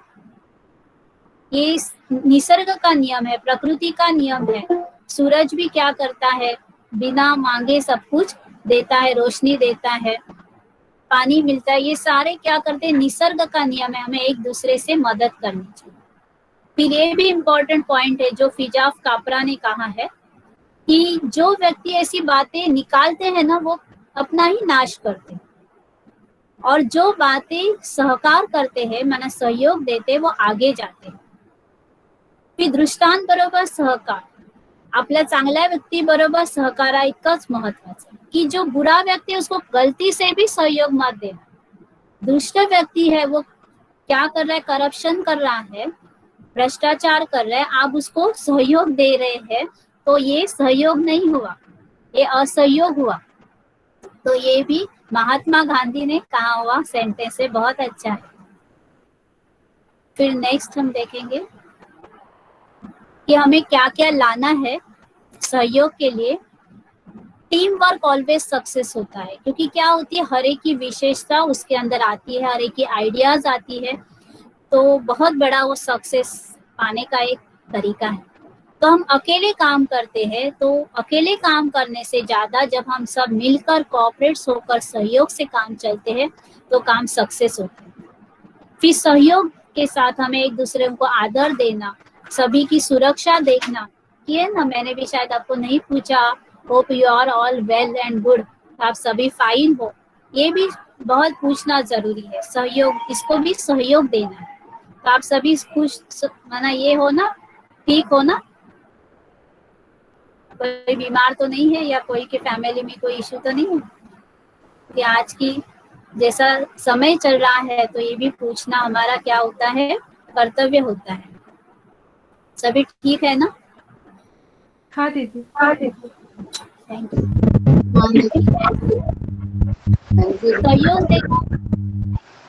सहयोग देना माना गुलाम बनना नहीं है। कोई समझते है कि हमें टेक इट ग्रांटेड ऐसे करके हमसे काम करवा के लेना, इसको सहयोग नहीं कहा जाता। उल्टा आप उसको सिखा दो ये काम कैसे करना है, उसको सहयोग दिया जाता है। नहीं, उसको नहीं आता ना मैं करके दूं, नहीं, आप उसको सिखाओ ये काम कैसे करना है, तो इसको कहा जाता है सहयोग देना। फिर जो लोग लॉ को मानते नहीं है वो व्यक्ति को भी मानते नहीं। फिर अपनी जो कल्पनाएं है, अपनी जो आइडियाज है वो सभी को देना है, ये इसका भी सहयोग देना है। भले वो ले नहीं ले, लेकिन हम अपनी आइडिया जो हमारे मन में आए वो हम दें।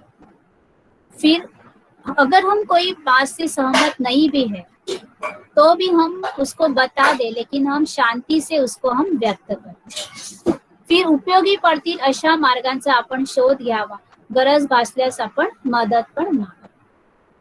फिर आगे हम जाएंगे।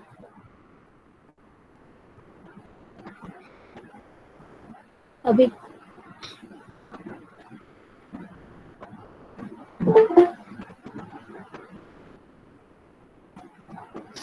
थोड़ा कमेंट्री करते हैं, थोड़ा 2 मिनट बैठेंगे। मैं एक ज्योतिर्बिंदु आत्मा हूँ, व्हाइट रंग का प्रकाश फैला रही हूँ। 2 भ्रुकुटी के बीच में, 2 आईब्रोज के बीच में विराजमान हूँ। मैं इस शरीर से अलिप्त हूँ, एक सितारे के समान चमक रही हूँ। मैं अजर अमर अविनाशी हूँ।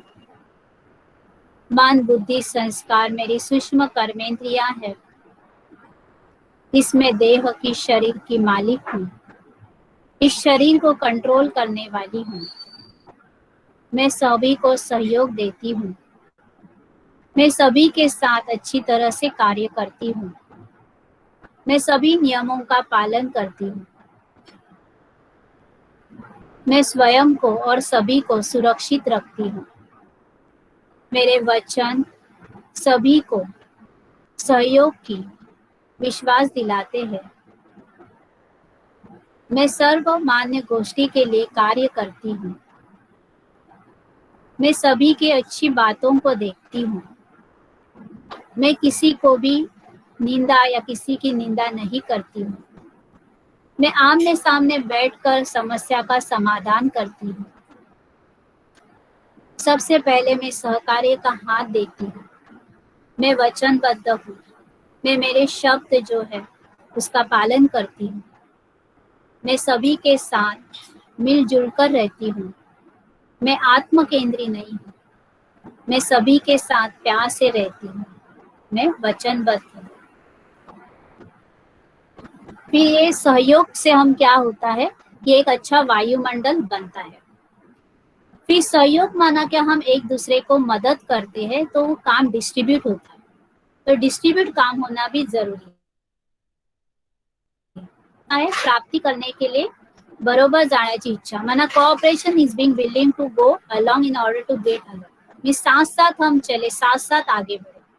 फिर सहयोगामुळे शिकण्याची व प्रगती करण्याची संधी मिळते। Cooperation creates the space for learning and growth. सहयोगाने सहज सफलता प्राप्त होते। जेव्हा प्रत्येक जण एकाच कामावर लक्ष केंद्रित करतो तेव्हा सहयोग सोपा होतो। Cooperation brings easy success. तो हमने ये देखा कि सहयोग कैसा है। मैं ज्यादा इस पे एक्सप्लेन नहीं कर रही हूँ, आप इजी वैल्यू है, आपको आज आ रही है ना समझ में? यस दीदी। हाँ दीदी। Thank you. अभी हम चौथी देखेंगे, परसिवरेंस, चिकाटी, दृढ़ता। परसिवरेंस माना आपको छोड़ना नहीं है जो आपने लक्ष्य लिया है, माना आपका जो ध्येय है, आपका जो निष्ठ है, उससे आपको एकनिष्ठ रहना है। कितनी भी मुसीबतें क्यों ना आई, लेकिन आपने जो एम, आपका जो ध्येय है, उसके साथ आपको वचनबद्ध रहना। कितनी भी बाधाएं आए, उसको पार करते करते आपको आगे जाए। मैं कर सकता हूँ, ये भावना ये आपके अंदर होनी चाहिए। जो भी है, ट्राई कभी मत छोड़ना, प्रयत्न करना कभी नहीं छोड़ना, हे ओटो फ्रँक ने कहा. की जिंकणारा सतत प्रयत्नशील असतो आणि प्रयत्न सोडणारा कधी जिंकत नाही. जैसे छोड़ देता है ना, वो कभी जीतना नहीं. एखादी गोष्ट कितीही सावकाश करता यापेक्षा ती सतत करता याला जास्त महत्व. ये बहुत इंपॉर्टेंट है. परसिवरेंस मतलब आप करते रहो. भले लोग कहे आप सावकाश कर रहे हो, लेकिन उसके बाद भी आप क्या कर रहे हो, आपने उसको छोड़ा नहीं है ना, वो है. करणारी व्यक्ती संपत नाही, पण सोडून देणारी व्यक्ती संपते. यशस्वी होण्यापेक्षा अयशस्वी होणं ही कायम टिकणारी परिस्थिती. तुम्ही जरी यशस्वी झाला तरी पुढे अजून परीक्षा असतेच. मना सफलता जो है वो हमेशा के लिए नहीं होती, बार बार परीक्षाएं तो आती रहती. एक वेळ अशी येईल, भी बहुत इंपॉर्टेंट सेंटेंस है कि एक समय ऐसा आएगा जब आपको लगेगा सब कुछ खत्म हुआ, लेकिन समझना वही आपकी सबसे शुरुआत है, बड़ी शुरुआत. ये बहुत बड़ी बात सेंटेंस है कि एक वेळ अशी येईल की तुम्हाला वाटे सर्व संपलं, पण तीच खरी सुरुवात है. माना वही क्या है, वहां से गुड बिगनिंग, हमारा एक नई जर्नी शुरू हो जाती है. कई बार हम क्या होता है कि प्रोफेशनली चेंज करते हुए एक कहानी उसके अंदर बताती हूँ. प्रोफेशनल लाइफ में भी मैंने तो क्या हुआ था कि वो ऐसे कंपनी था, उसको वो कंपनी बंद हो गई थी.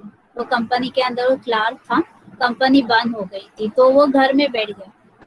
तो पूरा ही वो जीरो हो गया, क्योंकि उसके पास न जॉब था न पैसा था. तो उसने क्या किया, किताबें पढ़ी, ऐसे पढ़ाई की, ऐसे जो भी था.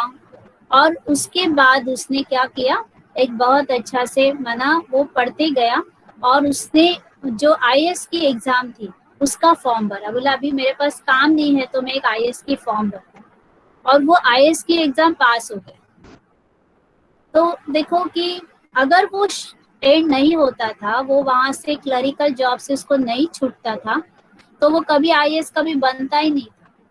तो वही क्या है, रियल में शुरुआत है. कई हमने ऐसे देखे जो बीमार हुए लोग, लेकिन जब वो बीमार हुए ना, तो वो बीमारी में उन्होंने नया इन्वेंशन किया.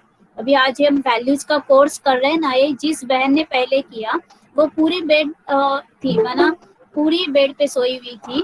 तो उसने उस समय पर ये सारा मटेरियल बनाया, उसने सोचा कि ऐसे वैल्यूज होने चाहिए, और इतना बड़ा कोर्स उसने तैयार किया. तो ये जो है कि हमें लगता है सब कुछ खत्म हुआ, लेकिन वही हमारी सबसे बड़ी शुरुआत होती है. फिर उनका ही क्या होता है, सफलता होती है. आगे हम देखेंगे, ये हमने ऑलरेडी देखा है. तो यहाँ बताए कि कभी भी कोई भी मित्रत्वाचा कस लगण्याच्या काळात मित्रता सोडू नका. कभी भी फ्रेंडशिप ऐसे टाइम पर नहीं छोड़ना जो ये नहीं कि समस्याचे समाधान मिळाल्याशिवाय आम्ही स्वस्थ बचणार. यानी जब तक आपका सॉल्यूशन नहीं मिलता है, आप दृढ़ रहना वो करते रहे. तो परिस्थितीकडून मार खाऊन सोडून देऊ नका, तर परिस्थितीवर स्वावा, मना परिस्थिती के ऊपर आपको विजय प्राप्त हो. फिर टप्प्याटप्प्याने आपली गती वाढवा व सातत्य ठेवा. सातत्य इम्पॉर्टंट है, कंसिस्टेंसी इम्पॉर्टेंट. आपको कंटिन्यूस करते रहना है, बीच में छोड़ना नहीं, भले आपका स्पीड कम क्यों ना हो या स्लो क्यों ना हो.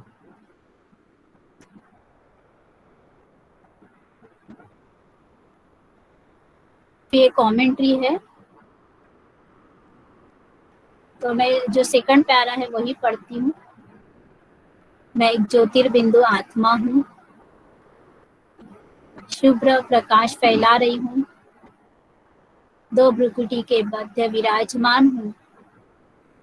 इस शरीर से अलग तो हूँ, एक सितारे के समान चमक रही हूँ. मैं अजर अमर अविनाशी हूँ। मन बुद्धि संस्कार मेरी सूक्ष्म कर्मेंद्रियां है। इस शरीर की स्वामी हूँ। इस शरीर की कर्मेंद्रियों को नियंत्रित करने वाली मैं स्वतंत्र आत्मा हूँ। मेरे अंदर दृढ़ता है, सातत्य है। मैं सदैव प्रयत्नशील रहती हूँ। मैं ईमानदार हूँ। मैं अपने वचन निभाने वाली हूँ। मेरा ध्येय निश्चित है। जब तक मुझे वो पाता नहीं है तब तक मैं प्रयत्न करती रहूंगी। मैं मेरे ध्येय के ऊपर ठाम हूँ। मैं मेरे लक्ष्य के ऊपर अपना लक्ष्य केंद्रित करती हूँ। प्रतिकूल परिस्थिति को सामना करने का ध्येय मेरे पास है। मेरा मेरे ऊपर विश्वास है। मैं जो भी प्रयत्न कर रही हूँ उसका मेरे ऊपर विश्वास है।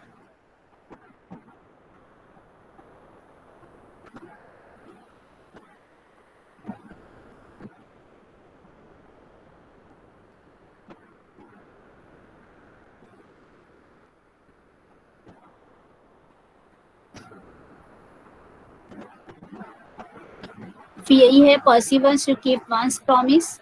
Perseverance means people will depend on us. देखो जो दृढ़ता होते हैं या जिस ऐसे लोग होते हैं तो लोग भी उनके ऊपर डिपेंडेंट हो जाते हैं, है ना। लोग उनके ऊपर डिपेंडेंट माना उनके ऊपर विश्वास रखते हैं। Don't give up until a problem is solve. जब तक प्रॉब्लम सॉल्व नहीं होता है आप गिव अप मत करो, है ना। Choose the commitment and then stick it's called perseverance. आपने जो भी जिम्मेवारी है उसको आपको देखना है और उसको निभाते रहे।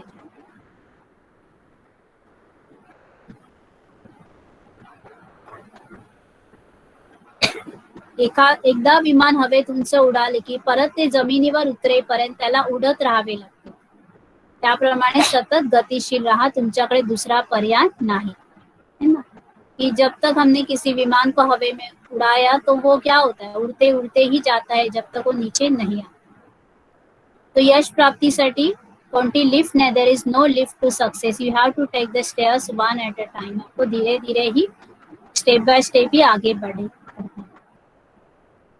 Failure is often the time of least persistence. जिनके पास कम दृढ़ता होती है, सातत्य होता है, निरंतरता होती है, वो कभी सफल नहीं होते। आध्यात्मिक जीवन के लिए आपको एक कुछ पॉइंट्स दिए हैं। तो आध्यात्मिक जीवन क्या है उसकी हम कैसे परीक्षण करें कि मेरा व्यवहार स्वच्छ और ईमानदार है। प्रशंसा उपकार धन के रूप में, या कहते हैं ना कि ऐसे तो मैं स्वीकार नहीं करता हूँ, है ना। तो माना रिश्वत है ये, प्रशंसा लेना या उपकार या धन करना, ये क्या है, एक प्रकार की रिश्वत ही है। तो ऐसे तो मैं नहीं लेता हूँ। मेरी सेवा, मेरी भूमिका या जो भी मैं उत्पादन कर रहा हूँ, जो भी मैं प्रोफेशन कर रहा हूँ वो समाज के लिए उपयोगी है। फिर मैं उसके लिए सही समय और शक्ति, और उसके लिए मैं कर रहा हूँ अपने देश के लिए या अपनी कंपनी के लिए। मैं अपने पर्सनल लेवल पर एकात्मता और समतोल का संतुलन साधता हूँ। तो इस प्रकार के अलग अलग उन्होंने पॉइंट्स दिए हुए हैं। कई बार देखो कई झूठी एडवर्टाइजमेंट करते हैं, ये तो प्रोफेशनल वैल्यूज के खिलाफ है, इसके खिलाफ है, माना उनकी वो ये नहीं होती है, लेकिन एडवर्टाइज में ऐसा बढ़ा चढ़ा कर देख लेते हैं। तो ये भी क्या है, प्रोफेशनल वैल्यूज नहीं। और ये भी इम्पोर्टेंट है कि भले हम इंजीनियर है, डॉक्टर है, वकील है, प्रोफेशन के अंदर हम कुछ भी है, कुछ भी रोल हम बजा रहे हैं, लेकिन हम ये हमेशा याद रखें कि ये सारे प्रोफेशनल रिलेशन नहीं है, लेकिन हम भाई भाई है, आत्मिक रूप में भाई भाई है। तो ये भावना हमारे अंदर होनी चाहिए। तो हम अपने स्व प्रगति के ऊपर कॉन्सेंट्रेशन एकाग्र कर सकते हैं। और केवल हम बाह्य दिखावा या भौतिक साधन संपत्ति जो भी है प्राप्त करने की कभी भी हम दिखावा या वो लालसा हम नहीं करेंगे। तो इस प्रकार का प्रोफेशनल वैल्यूज था। ओम शांति।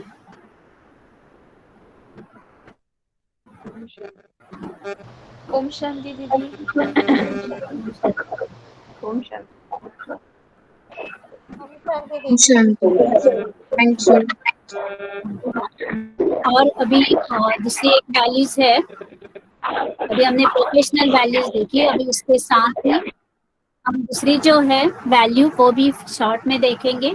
सोशल वैल्यूज है, सामाजिक वैल्यू है, वो तो सभी को पता है। थोड़ी प्रोफेशनल वैल्यूज नहीं थी, हम तो समाज में रहते आए, बचपन से ही हम समाज में रहते आए। प्रोफेशन में तो भी हम कुछ सालों के बाद आते हैं, लेकिन सामाजिक जीवन, सामाजिक वैल्यू तो आप सबको पता है, जिसको हम मूल्य कह सकते हैं, जहाँ हम संस्कृति कह सकते हैं, परंपरा कह सकते हैं। तो अब अभी हम सामाजिक वैल्यूज थोड़ा सा देखेंगे कि समाज के अंदर कौन कौन सी वैल्यूज होनी चाहिए। आपको क्या लगता है कौन सी वैल्यूज होगी समाज के अंदर? गेस करना।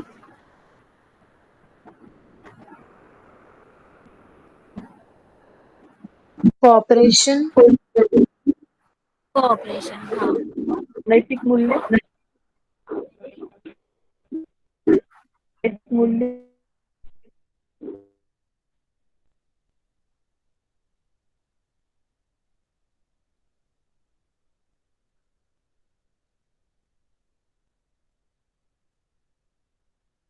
Values for the social life, क्योंकि हमारा एक सोशल लाइफ भी होता है। एक होता है फैमिली लाइफ, वो भी एक पार्ट है सोशल लाइफ का ही, लेकिन जो हमारी पड़ोसी है या जो भी हमारे फ्रेंड है, इसको सोशल लाइफ कहा जाता है। तो इसके अंदर describes the major values for social life, सामाजिक जीवन के लिए कौन से मूल्य है। तो इसके अंदर उन्होंने पहला वैल्यू दिया है फ्लेक्सिबिलिटी। आपको समाज के अंदर रहना है ना, तो आपके अंदर फ्लेक्सिबिलिटी होना चाहिए, लवचिकता होनी चाहिए। फिर एक्सप्लेन अबाउट द रिलायबिलिटी, विश्वसनीयता होना समाज के अंदर बहुत जरूरी है। फिर तीसरा है वैल्यू ऑफ टॉलरेंस, टॉलरेंस होना जरूरी है। फिर है यूनिटी। तो इन्होंने 4 पॉइंट्स बताए हुए हैं। पहला है फ्लेक्सिबिलिटी, दूसरा है रिलायबिलिटी, और तीसरा है टॉलरेंस, और चौथा है यूनिटी। अगर ये 4 वैल्यू है, आपका सोशल लाइफ एकदम अच्छा होगा, मतलब आपके पड़ोसी के साथ रिलेशन अच्छे होंगे, फ्रेंड के साथ अच्छे होंगे, और भी जो भी आपके कम्युनिटी में आते हो तो सभी के साथ अच्छे होंगे। आगे देखेंगे सामाजिक मूल्य किसको कहा जाता है। सोशल वैल्यूज म्हणजे सांस्कृतिक आदर्श, जो भी हमारे संस्कृती के अंदर कहा हुआ है, ज्याद्वारे सुसंघटित सामाजिक जीवनाकरता हवी असणारी सामान्यपणे सत्कर्म मानणारी कृती। Social values are cultural standards that indicate the general goods deem desire for organise the social life.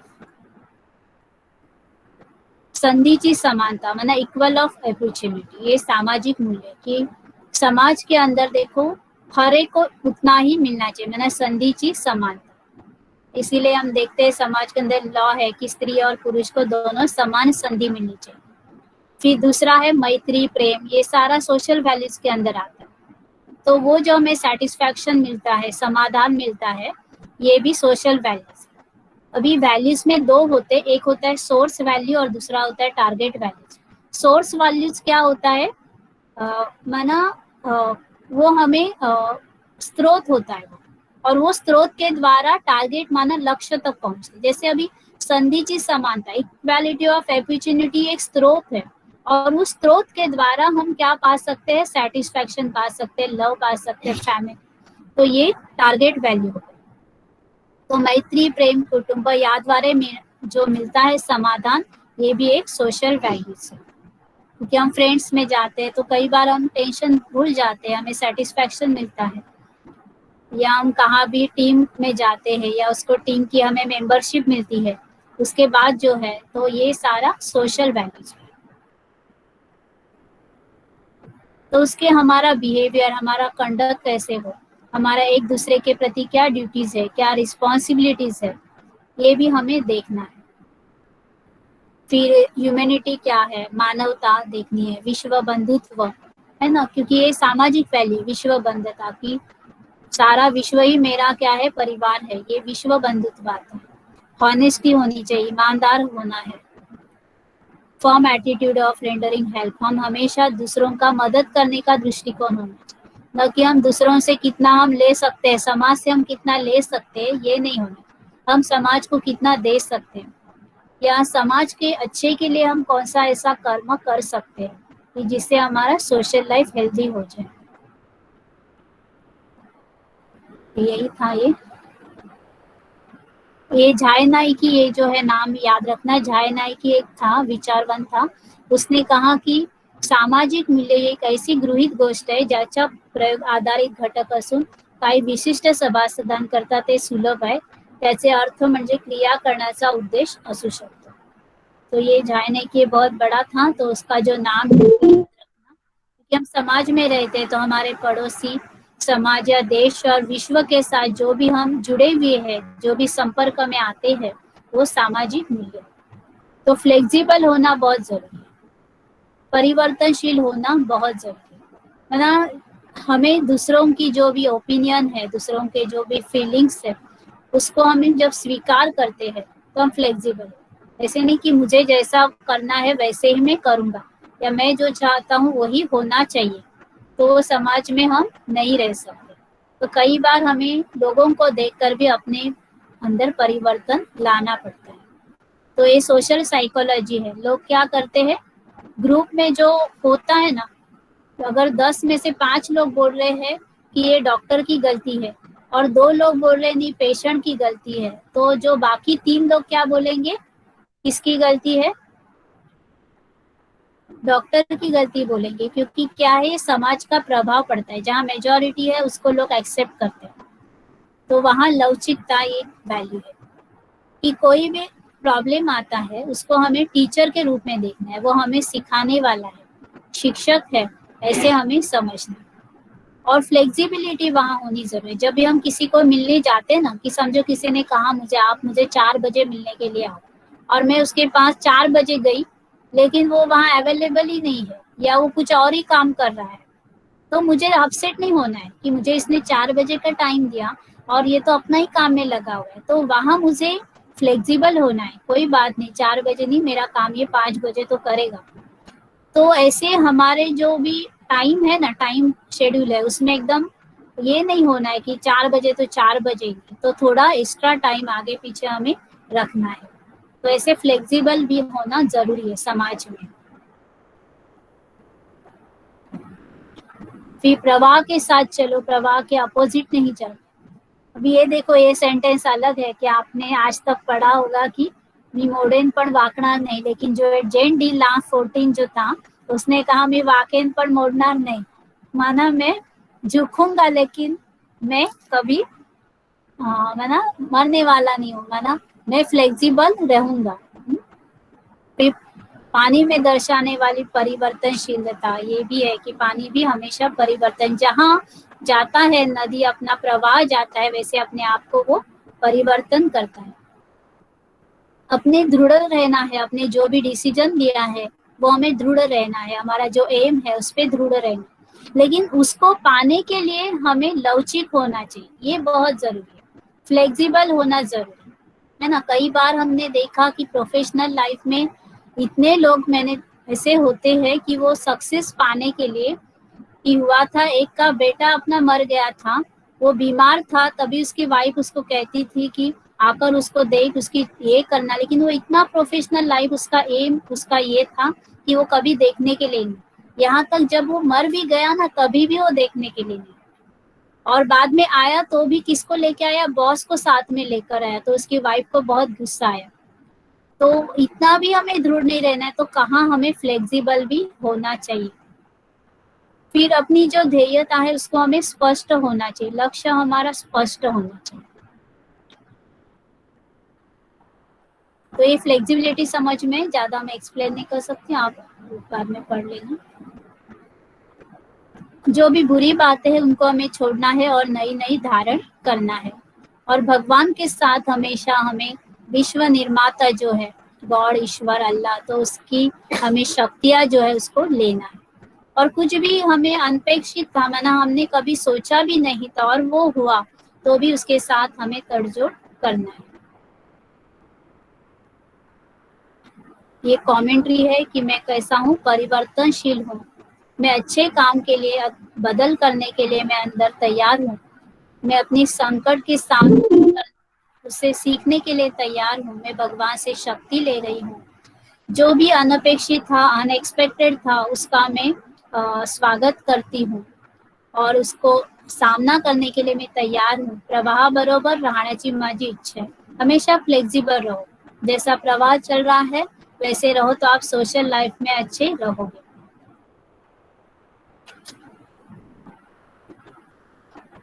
Flexibility is willing to change your mind. आपको मन के विचारों में परिवर्तन करना पड़ता है, ये क्या हुआ, फ्लेक्सिबल हुआ।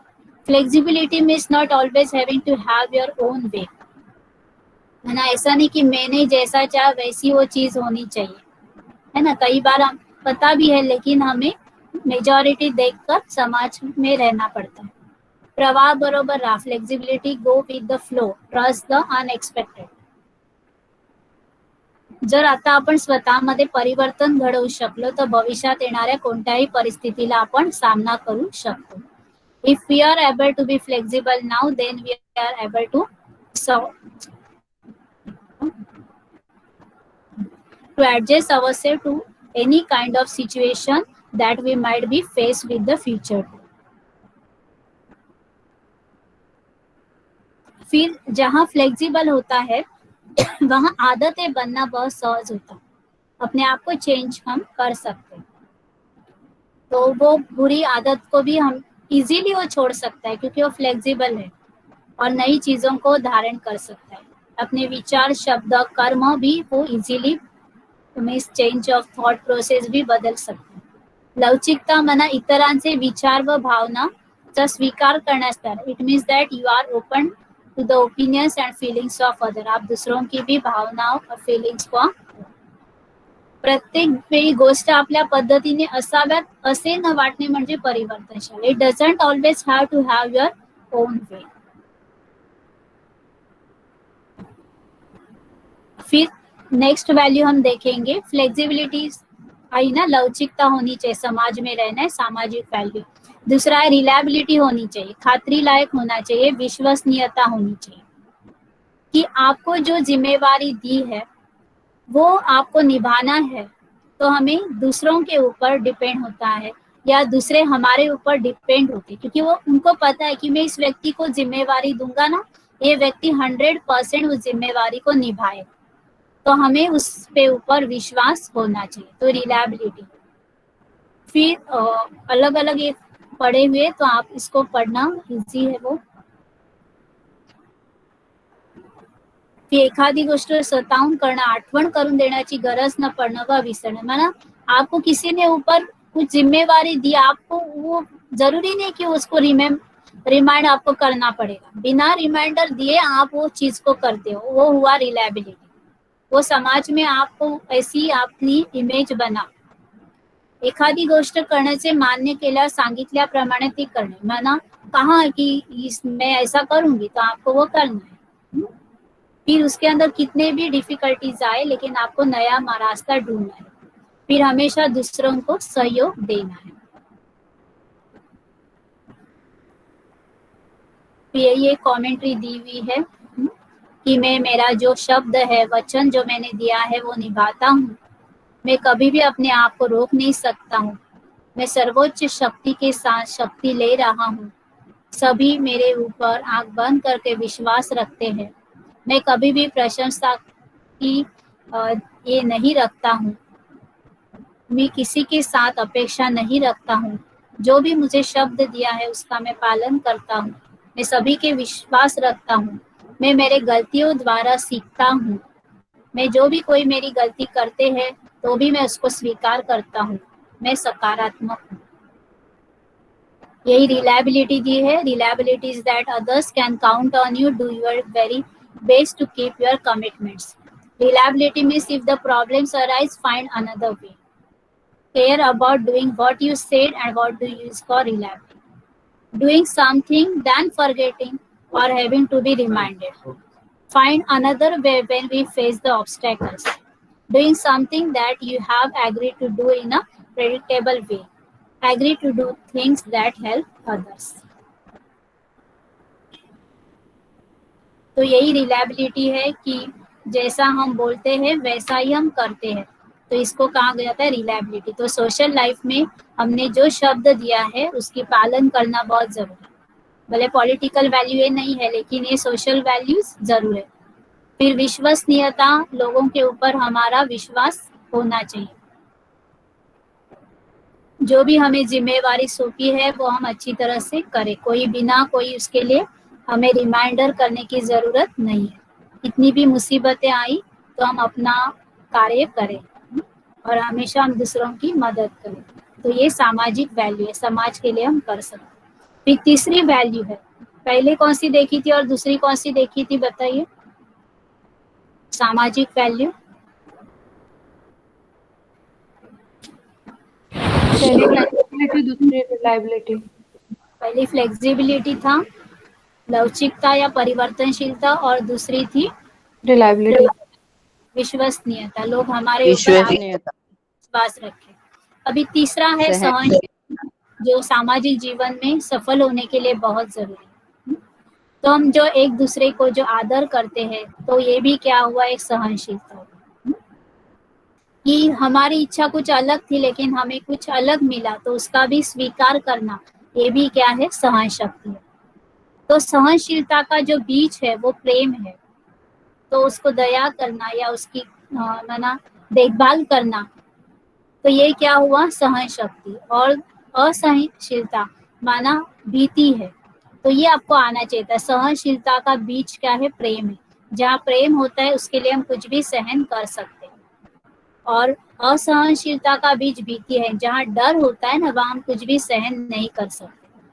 सहन शक्ती मना जणू काही अभेद्य भिंतीवर आपटल्यावर हार न मानता पुन्हा उभे राहणे। फिर लाइफ क्या है, गेम है, जीवन एक गेम है और उसकी पुनरावृत्ति होता रहती है, और उसके लिए जो भी आते हैं प्रॉब्लम्स, उसको मुझे बदलना है। तो ये लाइफ है, उसको, उस गेम को मुझे एंजॉय करना है। ये जब आपका दृष्टिकोण रहेगा जीवन के प्रति, तो आप सहनशील बनेंगे।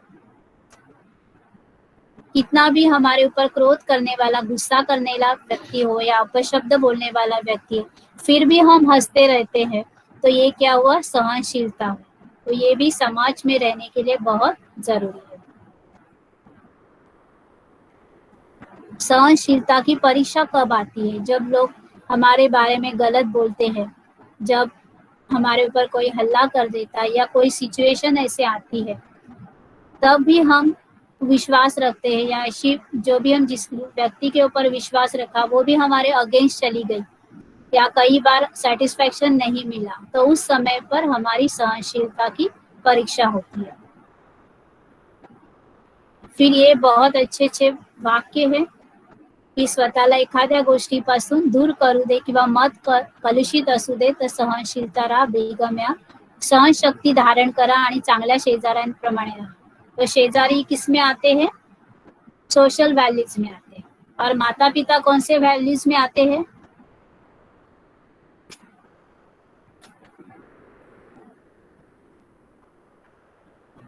माता पिता वाइफ कौन से वैल्यूज में आते हैं,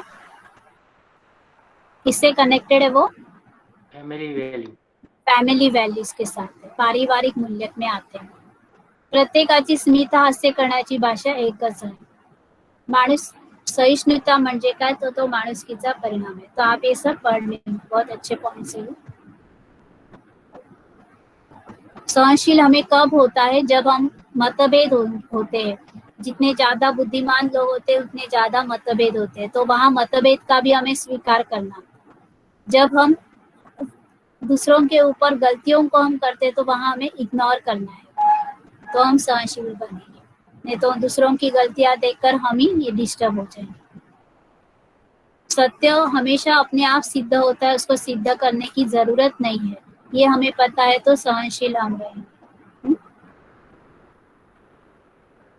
जेव्हा इतरांना आपल्यासारखे असण्याची अपेक्षा नाही ना, ऐसा ही सामने वाला व्यक्ति होना चाहिए। ऐसे हम एक्सपेक्टेशन न रखें सामने वाले व्यक्ति से या सोशल में कोई भी व्यक्ति से कि मैं व्हाइट ड्रेस डालती हूँ तो सब मेरे जो भी है वो व्हाइट ड्रेस डाले, ऐसे हम अपेक्षा नहीं कर सकते। या मैं नॉन वेज हूँ, वेजिटेरियन हूँ, तो सामने वाला भी वेजिटेरियन समाज होना चाहिए, ऐसी अपेक्षा नहीं करो।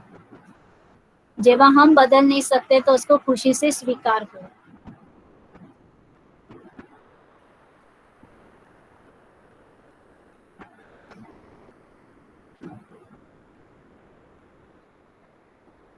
तो ये है अभी 30 वैल्यूज की कमेंट्री है कि मैं सफलता की ओर जा रही हूँ।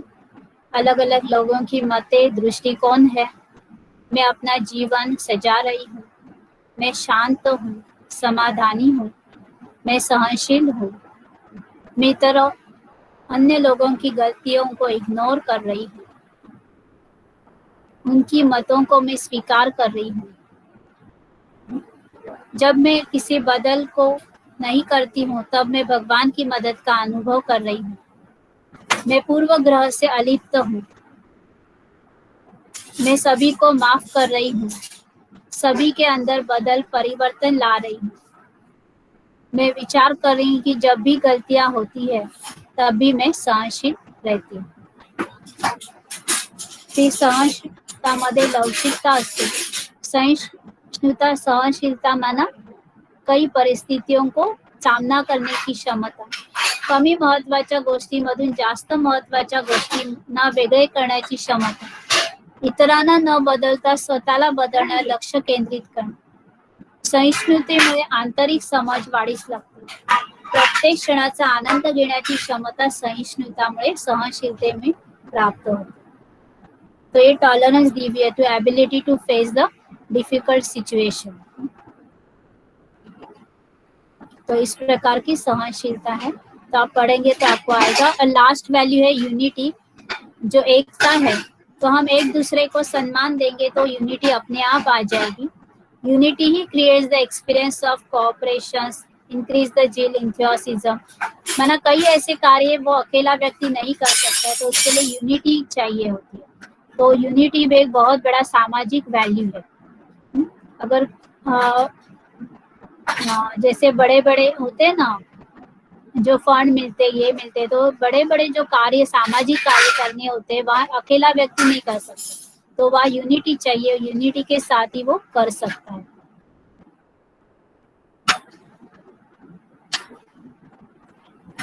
तो अगर आप थोड़ा ये पढ़ेंगे तो आपको सामाजिक वैल्यू भी आ जाएगी. तो इस प्रकार से हमने देखे 4 वैल्यूज, हमने इस प्रकार से सोशल वैल्यूज देखे. तो आया होगा ना आपको समझ में. तो इस प्रकार हमने सामाजिक वैल्यू के अंदर किस प्रकार हम सफलता पा सकते हैं. एक तो हम अपने जीवन के अंदर लवचिक रहे, फिर दूसरे विश्वसनीयता हमारी बनी रहे, फिर तीसरा और चौथा कौन सा था आप में से बताइए.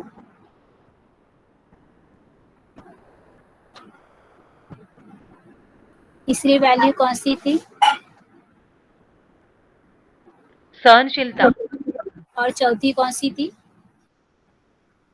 एकता. एकता. तो ये अगर वैल्यूज होंगे तो हमारा सोशल जीवन जो है बहुत ही सफल हो जाएगा. तो यहाँ ही मैं पूरा करती हूँ. ओम शांति. Thank you. ओम शांति दी.